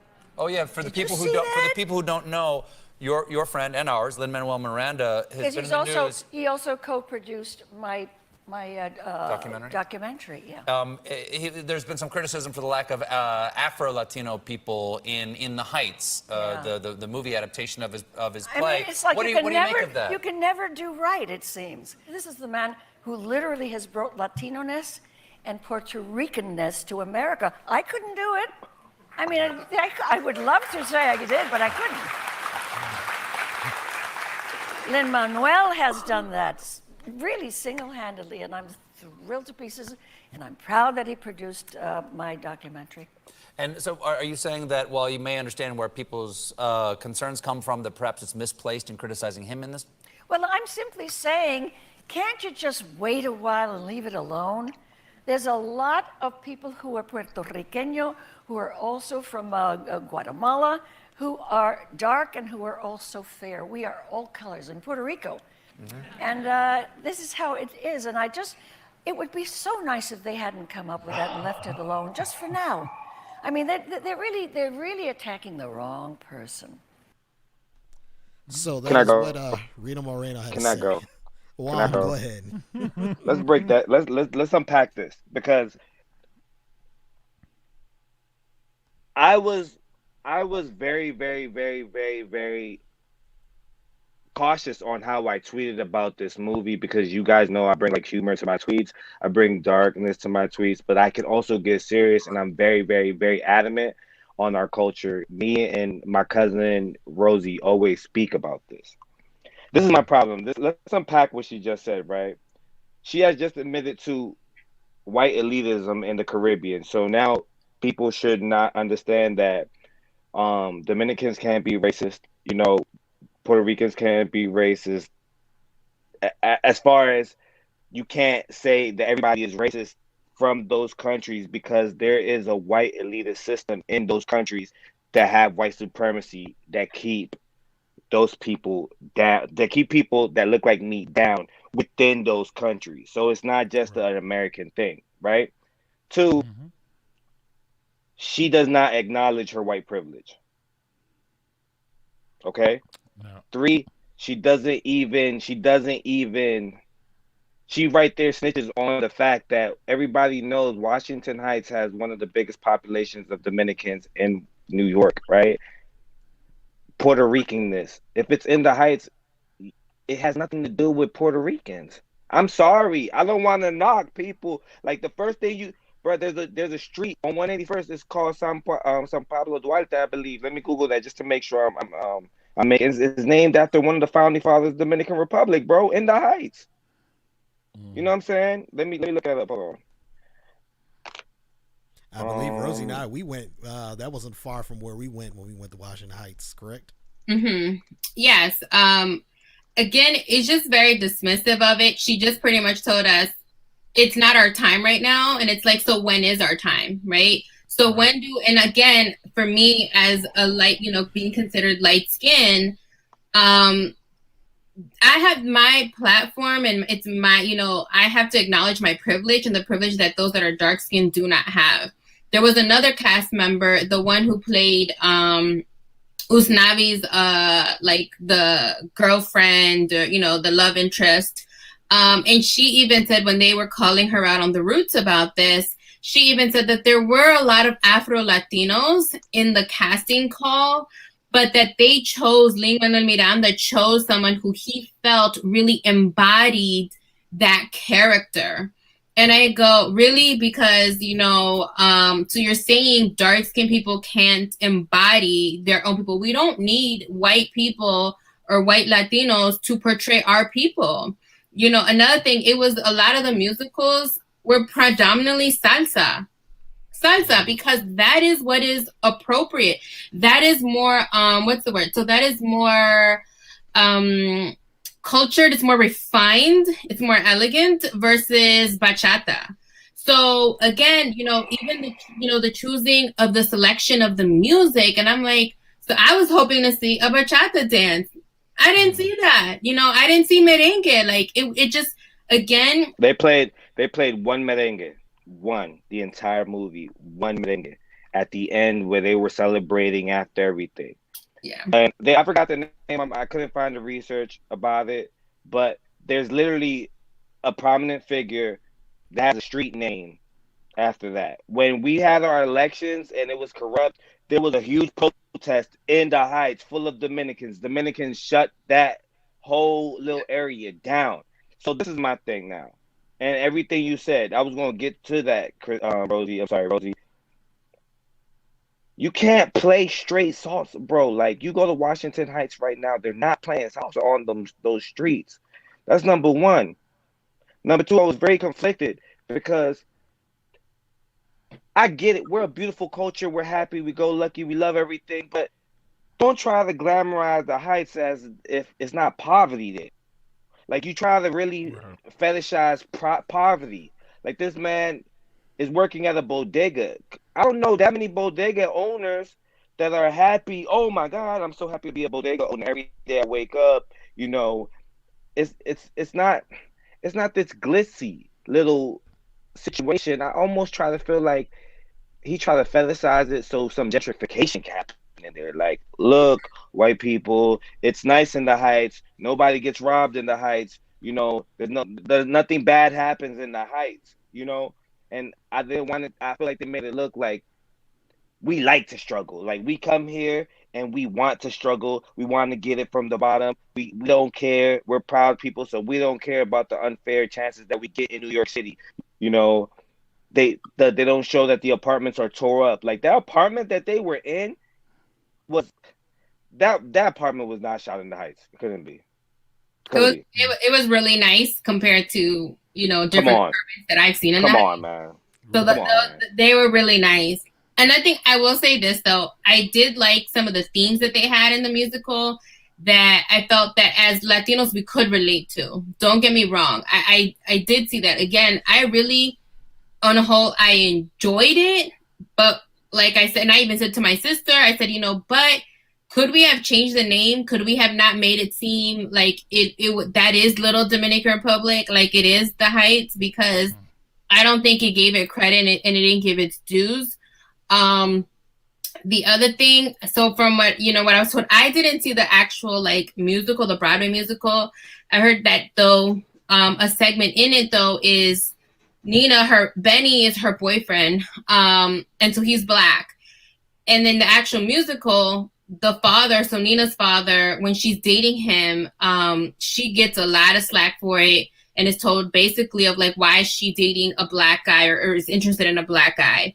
I thought that is another pivotal moment. You could have talked about that because that is something that comes up within, even the Afro-Latino community, within the Latino community, about that whole thing of mejorar la raza, let's better the race, let's whiten the race. Again, you had an opportunity to talk about colorism, to talk about classism, to talk about the caseism, about something that does that occurs, and they didn't. And so again, I think there was really great themes. There was some even that really really resonated, and I think resonated for a lot of people. But again, I get upset. It's when we're calling it out and we're calling you on areas that you missed. And then you have Rita Moreno, who has a huge platform and could have, also. She's a racist, man. She's a racist to me now. Went ahead and dismissed what Afro Latinos were saying, and really made it seem like it was gaslighting. It was gaslighting, and that to me is really just very upsetting. Very, very upsetting. Yep. Now, Juan, let's kind of make this conversation a little easier. Not as tense. What were some of the things that were said on social media about this movie that you saw, Juan? Every person that I know that lives in the Heights said that the Heights was trash. I mean, it was a good movie. Look, don't get me wrong, bro. Like, I love the message. The message touched me. Yeah, we are a group of people that come here with nothing in hand, zero education sometimes, and we make something out of nothing, you know. But stop making the struggle. Look, the struggle is not beautiful, man. Like, let's not do this. Like, on a lighter note, why wasn't there any drug dealing happening in that bodega, man? Why wasn't there any drug dealing? Why wasn't my man getting sweet? Where's the cat at?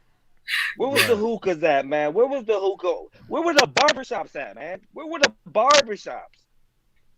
That's true. Where was the empanada man? Bro, there's a prominent lady that died from Washington Heights that everybody knew that sold, you know what I'm saying?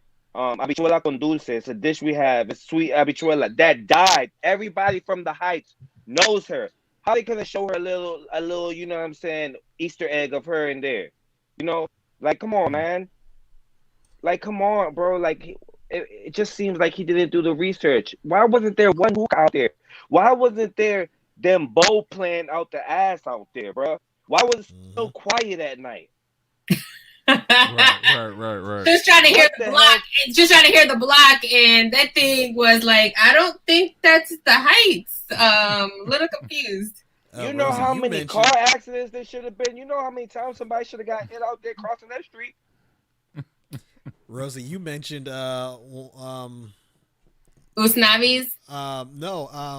The director who was actually in the, what's his name? Lin-Manuel Miranda. His character. You mentioned the name of the dessert that he had. What was it? No, it wasn't dessert. He had the ice cone shavings. We call it frio, and they call it piragua. So he was like going around, you know, pushing the cart in the Heights and was saying piraguas. And I was like, wait, how do you know? It's frio. Hello, like you clearly missed that one. The other one was Usnavi's. So. And I like him as an actor because he was in the other one. He was in that movie, not that Netflix show with it was a remake of Spike Lee. She's got to have it. Yes. Okay. Now he was portraying, you know, he was Puerto Rican in that one. Okay. My thing is like, his accent, like he didn't even say a que lo que. It was like, whoa. You just sound. The lawyer said it. The lawyer said it, bruh. Oh my god! Everybody knows old people do not like that terminology, bruh. It was just kind of like the attorney was like he had more Dominicanness than it. Of course, he was Dominican. Everybody in the movie. But it was just like. Wow. How are you portraying being, you know, Dominican? You telling me this movie was filmed before COVID. So you could have even went and literally just hung out in Washington Heights and just immersed yourself, you know, in that. Again, right, it goes down to you don't have to. That's your privilege, right? To not have to. So Rosie, the beauty salon scene. Now you know some damn well in no damn beauty salon is them women going to be talking about the transatlantic African slave trade, bro. She was in there spitting facts. Them girls in there talking about their boyfriends and all that. Like, come on, man. They talking about the latest chisme. They talking about, you know, who went and got the last lipo. Yeah, Stephanie up the block. Like, stop it, bro. Now you telling me not one woman got it and came in, the girl that they was talking about or chismeando about, you know what I'm saying? They don't even get quiet. Like, nah, bro, it ain't that love. It's like, I don't know, man. Like, I get what they were trying to do, but it was so watered down, bro, that it was like, okay, man. Like, you could have added at least the music aspect of it, bro. At least the music. The club, I've never seen the club like that in the Heights. Yeah, I've never been to a club in the Heights, I wanted to ask Juan, I was like they're not that big, baby girl. They're not that big. No way. No way. That must have been an OG speakeasy that they didn't show us how they got in. But all that space, no way, bro. No way. No way. Even the Dominican clubs here, they're small. They're tiny. Yeah, no way. No way. And the Go ahead. And the fact that they didn't have any hookahs within there was already like where's the hookahs? And the blocks were kind of like weak, bro. The blocks were weak. Weak as hell. Where's the double parking? Where's the double parking? Where's the no parking? I mean, Jerry went to go drop me off to meet with my friend and literally he went around. Let me tell the story. Go ahead. You tell the story. We go to Washington Heights. We get to the location, realize there's not really much to park on the street. I said, okay, why don't you go upstairs, go there. I will meet you in a few minutes. I drive around the block, I drive further, up and down Juan Pablo Duarte, because that was right where we were. That's the one. So that's 181st. Yup. So we were right there. I drove around. I'm driving around. I'm also listening to a podcast while I'm driving around. Rosie calls me and said, "Where are you?" I said, "I'm looking for parking." She said, "You've been gone for an hour, like trying to find parking." I said, "You know what? I guess you are right. I've been gone for an hour." They mentioned that there is a garage literally on the street where we were. So I go to the garage and he's like, "Well, it's filled, but I think someone's going to come out soon." I said, "Okay, how much is parking?" He said $60. I said, "For what?" He's like, "It's just $60. I then drive from Washington Heights to Brooklyn on Flatbush to go park my car to then go meet Rosie. Yeah, that was a smart idea. Very smart idea. To go on the train. I like your version. Your musical is better, bro. Like your musical right now, that's better. Right. Like it was better because now I want to know what happened on. Shorty got on the train and died after she got off the train. And I'm like, bro, like the grandma, like that's another thing. I've never seen that many Cubans in Washington Heights, bro. And I don't know, man. Like I don't know, bro. They had a lot of party out there. They just had like I think they were really trying to do the most because they had like, you know, it just had like they really made it try to seem like a melting pot. And they tried to bring in, it was like, let's bring in all Latinidad into one film and call it Washington. But light skin. For light skins, yes, for light skin, and try to let's try to just do it all. And it's like I hate this whole version and this term of like melting pot. We're not really a melting pot though. Like we're not. Like let's call it a tossed salad because saying a melting pot, you're erasing Black culture, you're erasing Indigenous culture, you're erasing like the colonizers' culture, like. At the same time, like, let's call it for what it is. And mestizaje, that was the purpose of colonization. It was so that we can be, you know, we're not affirming our Black identity so that we can not, again, that's what she was saying. No, it's not your time now. I'm not going to, okay, I'm on here. I'm not going to say what I really want to say. But, like, it is our time. Don't tell me to take a seat and wait for you. Again, like, no, I can't. And she's like 80 years old, bro, telling us it's not. How long more you want us to wait? Right. How long? You 80 years old. How many? All the stuff you've been through that you had to go through, because she probably been through some stuff too, bro. Once they found out once they put that Moreno into her back, because she's a woman, bro. Like, so I know she been through some things to be talking like that. Mm-hmm. It ain't been always sweet for you, baby girl. I know it hasn't. You probably don't want to talk about that dark past for you. How probably some producers try to sleep with you and all that other stuff because you are a Latina woman, bro. Like she was speaking out her ass, bro. I didn't understand her thought of defending a friend to that level, bro. When he understands he's wrong. Yeah, because he did. I mean, again, you apologize after the fact, but at least he acknowledged it. But she sparked that fire back again. She sparked that fire right back again. She was dismissive of it, and again, it's erasure of blackness. And you know, with her, also the thing is, she has a platform. She's the first Latina to win an Oscar. The first, and it was due to West Side Story. So the fact that you know the privilege that you have and the platform that you have, but again, that's the racismo within the Latino community. But That's racism, bro. We gotta call a spade a spade. She was racist right there, bro. She was racist. She just right there. That hurt my heart, man. Like that hurt. But it's just, at the same time, I'm not surprised because that's another thing us young Dominicans don't like to talk about is the mentality our elders have, and not just Dominicans. I'm saying us Caribbeans that have racism in our countries, and we don't talk about that. We don't talk about those conversations like no mezcla la raza. You know what I'm saying? Or al final la raza. You feel me?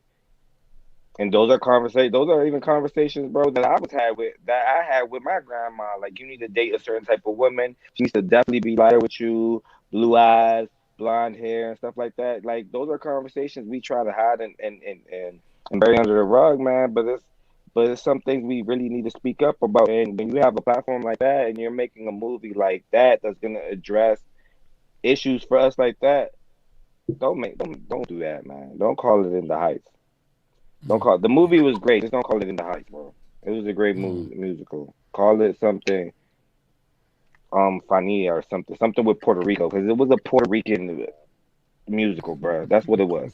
It was. Before It was, we get out, bro. One more go thing. ahead, Juan. It was salsa, right? And reggaeton rap. That's all it was, bro. Those little parts when he was starting to rap, and I'm like, bro, like, are you a reggaeton artist? Are you gonna put any Spanish words in there? Are you gonna, like, I didn't understand. Like, yeah, that was Little Puerto Rico in the Heights, I guess. I don't know what that was, man, but it wasn't nothing in the Heights about that movie. Before we leave this segment, Rosie, why don't you tell us what this shirt means that I'm wearing? Oh yeah, Nueva York. So Tony Peralta, he actually has a store that basically he has all this. He's a Dominican, Afro-Dominican, and he's from Washington Heights. And in the movie, they did have his Yusnavi was wearing. I think he also had like De Lo Mio and a Nueva York t-shirt. But so I again supporting Black businesses, supporting Afro-Latino businesses again, right? So spending our dollars there. But yeah, so getting these t-shirts. Yep, and it was an early Father's Day gift, so I greatly appreciate it. Thank you so much. Thank you, Juan, for coming on again. Yes, sir. Thank you, Dr. Rosanna Sanchez John. Next time you come on, Dr. Rosanna Sanchez John, we have to talk more about your other occupation as being a licensed. Actually, what is it? A license? Because I always get butchered. You are a licensed Professional counselor. So licensed professional counselor. Okay. So I'm licensed in Maryland and in DC. All right. I think you need to honestly, and Thad and I will talk about it in the next segment, but I think you need to get in contact with Ben Simmons and have a sit down, and we need to figure out why he just would not shoot the basketball as a 6'10" basketball player. So maybe you need to get in contact with him. And also, I know you took a sports, was it a sports psychology class before? Mm-hmm. So then we can get a little more into that. We greatly appreciate it. Thank you, Dr. Rosanna Sanchez John. Thank you, Primo Juancito. We'll talk to y'all next time. All right, y'all. All right, bye. Love y'all. All right, y'all. Bye. Yep. All right, that is Dr. Rosanna Sanchez John. Yeah, we gotta get Juancito. Rosie. We gotta get Rosie to talk about Kanye too. Oh, that was the other thing. Yep. Her and I had a conversation about Kanye last week, and yeah, it was pretty interesting. Okay, good. Okay.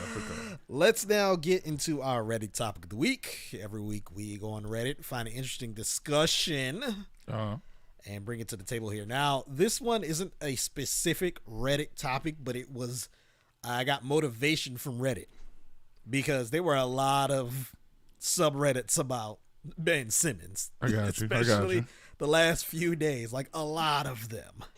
So it made me think, and we'll actually get to Ben Simmons later, but let's start off with this one because I kind of thought about it on my way in.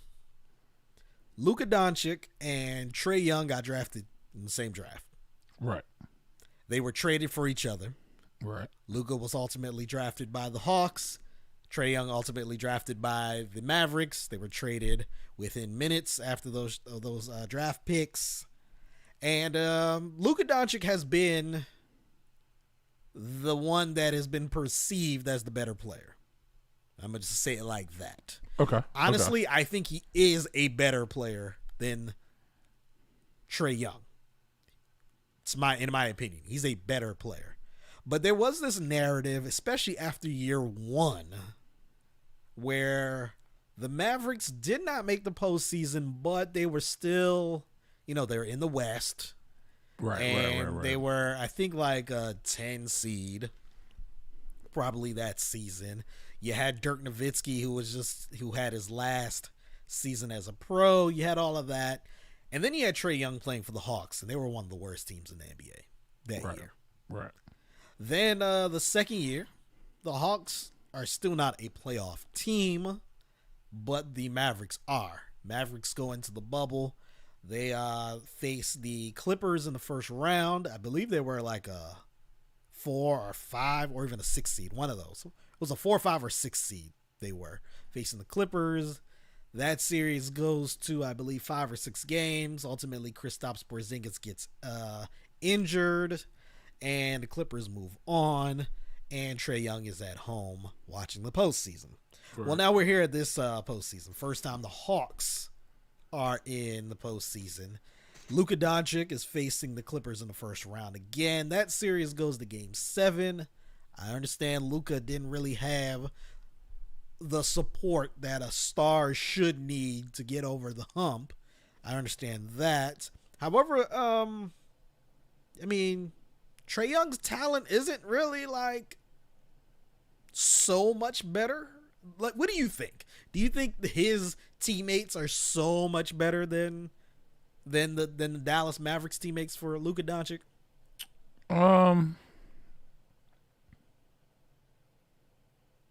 I wouldn't say they're so much better. Mm-hmm. I think they're about the same. So the Hawks are a little bit younger. Mm-hmm. You know what I'm saying? So, but I think support-wise, I would still give Dallas a little bit more of an edge support-wise than Atlanta's, outside of Trae Young.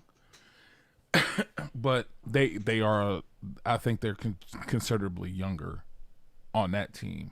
So the talent level is about the same, but I would still, because of the experience-wise, I would give Dallas a little bit of the edge right there. I think the Atlanta Hawks castmates for Trae Young, I think they are better than what Luka has as teammates, but it's not exponentially better. Mm-hmm. It's not significantly better. And I understand everything has context, but I just want people to think about this. A few months ago, people were still saying that the Hawks made the bad decision for even trading for Trae Young. That they should have kept Luka. And I'm just kind of like, I don't think Luka would be good. And that's my thing. On the Hawks team. I don't think he would be. I don't think he would be, to be honest with you. There's too many other variables on that team. Like Dallas's makeup is so much better for him than in Atlanta. And I think Atlanta is good for Trae Young. Mm-hmm. Mm-hmm. I think the situation, being able to, let's be honest, he was at Oklahoma that wasn't, when it comes to college basketball, not really structured. Their game was just go out there, Trae Young, shoot from wherever. Right.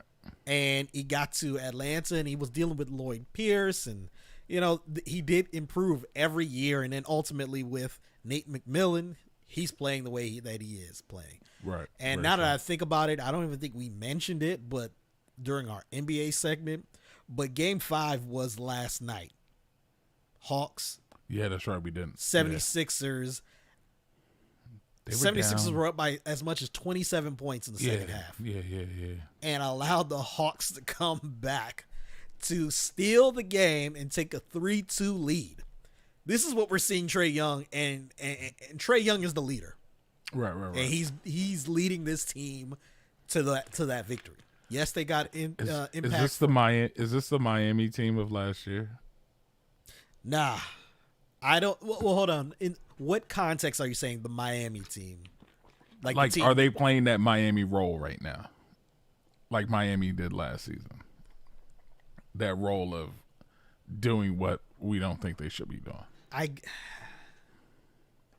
Could you honestly tell me that you see Atlanta being a game away from the conference finals? You're right. You're right. Yeah, I see what you're saying. Yeah. I thought them playing that role. You know what I'm saying? Yes. Yeah. It's not exactly the same, but I understand what you're saying because their matchup with the Knicks was very favorable for them. But they're facing the 76ers, number one team in the East. Right. And I understand Joel Embiid has a meniscus tear of some sort. He's only missed one game.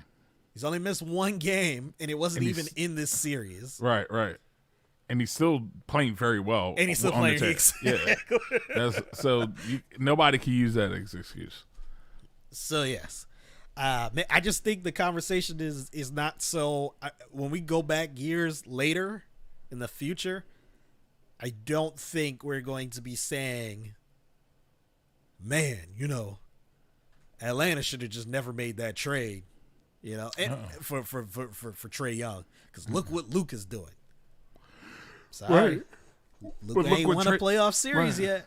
But see, that's the thing though, and I hate when they do this, man, because first of all, Luka, okay, you could say their comparison is that they're both point guards per se, but Luka's a whole nother animal. Even he could just handle the ball. He could run the point, just like Ben Simmons. You know what I'm saying? But Luka should shoot the roof off. You know what I'm saying? Or he go down low. He could do everything else, whatever. So I can't really, because of his size and shooting ability, like Atlanta wouldn't even have the team that they have right now if he was on that team. True. Because there's no way I have what Trae Young has around him with Luka. That's true. I could not see that by any means. That's true. The makeup of the team changes. Yeah. Oh yeah. You don't go for a Bogdanovich. You don't, and he's not really playing. I mean, he's not playing this season, but you don't get a Cam Reddish. Right. You don't get a Daniil Hunter, who's down with an injury but was playing well before the injury. Maybe Kevin Huerter might be off this team already. Right. If you have Luka Doncic. Right. So yeah, man, that's maybe you don't get a Clint Capella. Right. That's very true. The other topic I want to get into, Ben Simmons. Ben Simmons, we mentioned earlier, he was my chump of the week. 0 points in the last two fourth quarters of the series. Game 4 and Game 5. 0 points. I know you heard something. It's something on my end. Okay. All right. Just making sure.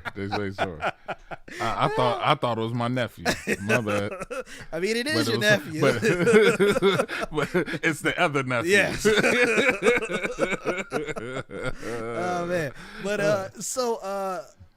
you have Ben Simmons, who, like I said, 0 points in the last two fourth quarters. Right. Number 1 overall draft pick. I mentioned earlier that I've been saying it for over a year now. There's something mental with him not shooting. because I don't care that you're a facilitating pass first point guard. At some point in the NBA, you have to take active shots and shots that are not 5 feet within the basket. Right. There were points in the last 2 games where you see Ben Simmons drive to the hole and he just wouldn't go even take a shot over the defender. He'll pass it to somebody who's 5 feet away from him, clogs up the lane, score. The basket doesn't occur. Yeah. Saw that plenty of times. He's good on the fast break, but as soon as someone gets in front of him, kind of similar to Giannis, the moves are not as effective. Mm-hmm. So it made me think. He had 0 points, like I said, last 2 fourth quarters. Okay. Ben Simmons was a number 1 overall draft pick, correct? Yeah, I believe so. Yeah, number 1 overall draft pick. Mm-hmm. I'm gonna throw another number 1 overall draft pick that we, when I say we, collectively, that the basketball community calls a bust. Kwame? Yes. Oh. You just guessed it. I mean, you guessed it because it's part of current. Popular current. news lately. Yeah, it's current events. Kwame Brown only played in 4 playoff games. Okay. In 2005 with the Wizards, it was only 1 game that he ultimately played in that series. And the Wizards won that series in 6 games. However, he only played in 1 game. Mm-hmm. Sorry, he played in 3 games. Sorry. Oh, okay. He averaged 5 points, 5 rebounds, 1 assist. Okay. When he was with the Lakers, 1 series in 2006, he averaged 13 points, 6 rebounds, 1 assist. Is that the one he was talking about Kobe? Him and that Kobe was the year, got 82 points? Yeah, that was the year, the same Okay. year, 2006. Okay. And in 2007 with the Lakers again, 8.6 points, 5.6 rebounds. That was his. And then with the Lakers, he was 52% from the field and 52% from the field both years. Mm-hmm. I want to get to Ben Simmons. And look, I understand Ben Simmons. Ben Simmons is better than Kwame Brown. Yeah. He's by far. Yeah. Defensive part of the all defensive team, all NBA team also, things like that. But I just want to show you some of it. It's so funny how stats are so funny. Because you can kind of use them. Right. However you want to use them. Stats could really turn everything around. And I wish where is the stats for the postseason for Ben Simmons? Jeez, where is it? Here we go. I mean, he's averaging 11 points, 5 rebounds, 8 assists. So clearly a lot more assists. Right. But pretty much the same as Kwame right now. Kwame Brown's best year is looking just like Ben Simmons right now. Like regular Ben Simmons. Yeah. And look, now Ben Simmons has had other series, like his 2018 and 19, he played significantly better. But I just find it so funny that his numbers are very reflective of Kwame Brown with the Lakers. And I think, you know what? And that has to do with him only, he's getting all of his points off layups, dunks. That's it. I don't even think I've seen him shoot a hook. No. You know what I'm saying? At least with Kwame might have shot the ball, dunked it, stuff like that. But the fact that I don't even know what they call him. He's a point guard. Is he a point guard? He's a point guard, but he's listed as a point guard. And you don't even shoot anything in the mid range. That's the thing that gets me. 6'10". You know what I'm saying? And we've seen you shoot. You don't have terrible form by any means. Like, I remember when he shot that 3-pointer, I was like, that was good form. Yeah, why don't you do this more often? Why don't you do this more often? Like, what? Or even if it's not a 3, just be like, what's his name? Was it Portland? He was the dude that it was always mid-range shots. Always. DeMar. No. With DeRozan. I thought you were about to say Brandon Roy, but yeah. Oh, okay. Yeah, But DeRozan. DeRozan. It was like mid-game killer. You know what I'm saying? Like, he could be that as a point guard. But he just doesn't shoot at all. It's so weird, man. I kind of want to go look at high school footage of him to see if he ever shot the ball. See, that's the thing. That's what I want to know. He didn't. That was one of his criticisms coming into the draft, especially at LSU. Mm-hmm. They were like, first of all, he couldn't get LSU to the tournament. Well, LSU, he hardly played. No, he played. No, he was injured for a good while. I'll double check. But I feel like he did play. I thought he was injured for a good while there. He played 33 games. That's the season in college. He took three threes in college. Hit one. Now that's more of an indictment. Who am I thinking that got hurt? It might have been Michael Porter Jr. Michael Porter Jr. played. That's who I'm thinking. Played a game. Yeah, that's right. Okay, that's what I was thinking of. Yeah, that's damn. He took in the college game only took 3 threes. How many shots? Total shots, 386 total shots. He made 216. I'm guessing they were all dunks and layups. Yeah. Free throws, 66 from the field. 66% pretty much. Really? Yeah. That's it? Yeah. And that's the thing. He's a point guard, right? Right. Point guards, you got to be at least 80. Yeah.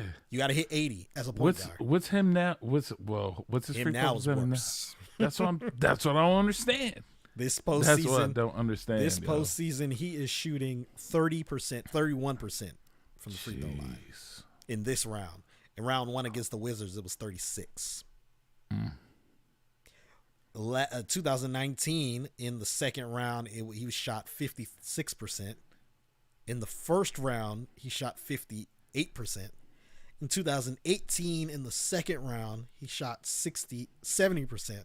And in the first round, he shot 71%. So every series he's been in the postseason, he shot worse from the free throw line. Have you ever been to a game against the Sixers with this team? Yes. One game. Have you been there early enough for shoot around? I saw probably 5 minutes of warm up. So not super early. And at the 5-minute mark. Did you ever see him shoot? No. During warm ups? But I've heard people who have been there. They've said, yo, he shoots during warm up. They're like, we don't understand it. People I know someone who used to work for the 76ers, so he actually was at every game, every home game. And he said, he was like, yeah, he used to shoot. He would shoot during warm up. He would shoot during workouts. He was there during the year when the year Ben Simmons sat out the first year and then the rookie season. Oh, okay. And he said, yeah, he would shoot. And he just won't shoot in the game. No. That's so weird, man. Something I don't know, man. This is not an original thought. Someone mentioned that he is right-handed in everything else in life, but in basketball he's left-handed. Yeah, I did hear about that. Yeah. And they said that may be the issue because when he goes up, sometimes the ball is in his right hand, and then he shoots with his left. Well, see, the thing is, he should be able to shoot with his right hand too. You would think.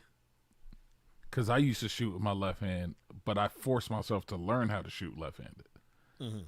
But I also used to shoot right-handed all the time because I'm right-handed. But the fact that he's right-handed in regular life and shoots left-handed, and I've seen this before too. Yeah. Where, people are right-handed, but they throw left-handed. Yes. Right. But then you got some people that they realize that, and now they pitch like I've seen. I think it's a pitcher from. I think he might be Dominican.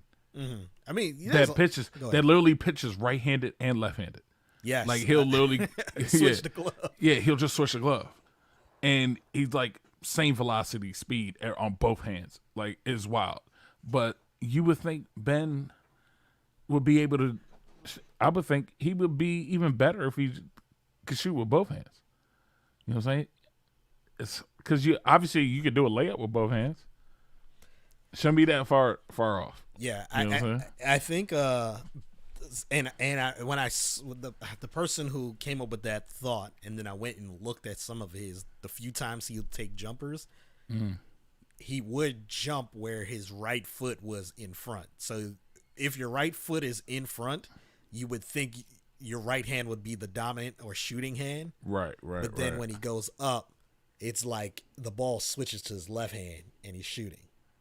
And try and shoot that way. Yeah. Where your right foot is up front. Yeah. And then you shoot with your left. I don't care how good of a shooter you are. That's it's not so going in. awkward. Yeah, it's so awkward. Like you have to practice that. And, and the fact that just thinking about it and thinking of the mechanics like that, you can hurt it's just it's just a bad shot altogether. It was like you might make it, but still, it's just an awkward feel altogether like that. That's so weird. Yep, man. Well, Big Thad, we had a very eventful show today. I want to thank you for everything that you do, Big Thad. Well, thank you for having me as always. And before we get out of here, I want to thank Primo Juancito and Dr. Rosanna Sanchez John for discussing In the Heights with us during our sports free zone. Right. If you missed it, make sure you go back and check that. Shout out to OSS 980. Harold Love was on the live stream with us earlier. Also, shout out to my boy Steven Drakes. Thanks for tuning in. I want to give a shout out to OSS 980, Soggy Nachos, Shut Your Face, Just Bear With the Podcast. Also, Dual Exchange from my boy Mike Edwards. Make sure you check him out. Guys Unpacked. We got to get Rich on here again. Yeah, got to. Got to get Rich on here. You know we got to get the family back on. Yep. Got to get Rich on here. So the Guys Unpacked podcast. Yo, you know who we need to have on here? Who? For a pop in? Who? Matt. Yeah, man. Just a pop in. Yeah, you know what I'm saying? Pop in, Matt. Text him. Come on, bruh. All right, I'll text him. We might have to do a live show from the chicken joint. You know what I'm saying? Roman Rooster. You know what I'm saying? Also want to give a shout out to Curls and Sports. Also, Karita Parks of Karita Parks PR. Shout out to her and their podcast, your Triple Dub podcast. Make sure you check them out. If you want to get more of the Washington Wizards aspect, make sure you check them out for women who cover the Wizards officially. Not like me. Is that the one official that credentialed? Right. Is that the one that Becky's on? Yes, Becca Winkert. Okay. And, yeah. She's wild. And Bree and jeez, they're gonna fight me. I can't remember. I know her page, Seawalls on Instagram, but man, jeez, Christina. I'm gonna have to apologize to her. Yeah, Jeez. definitely. But yeah, the Triple Dub podcast. I want to thank everyone out there for checking us out. Subscribe to the podcast if you haven't subscribed. Also, pass the word to other people who like sports and pop culture. We are on Anchor, Apple, iHeartRadio, Spotify, Stitcher, TuneIn, YouTube, Facebook, and Twitch. Anything else before we get out of here, Big Thad? Oh, yeah. Congrats to the Washington Wizards. Scott Brooks is gone, y'all. Scott Brooks is gone. Yep. Shout out to our family also. Love y'all. Until next time, everyone. Sports Reality. Peace. Peace.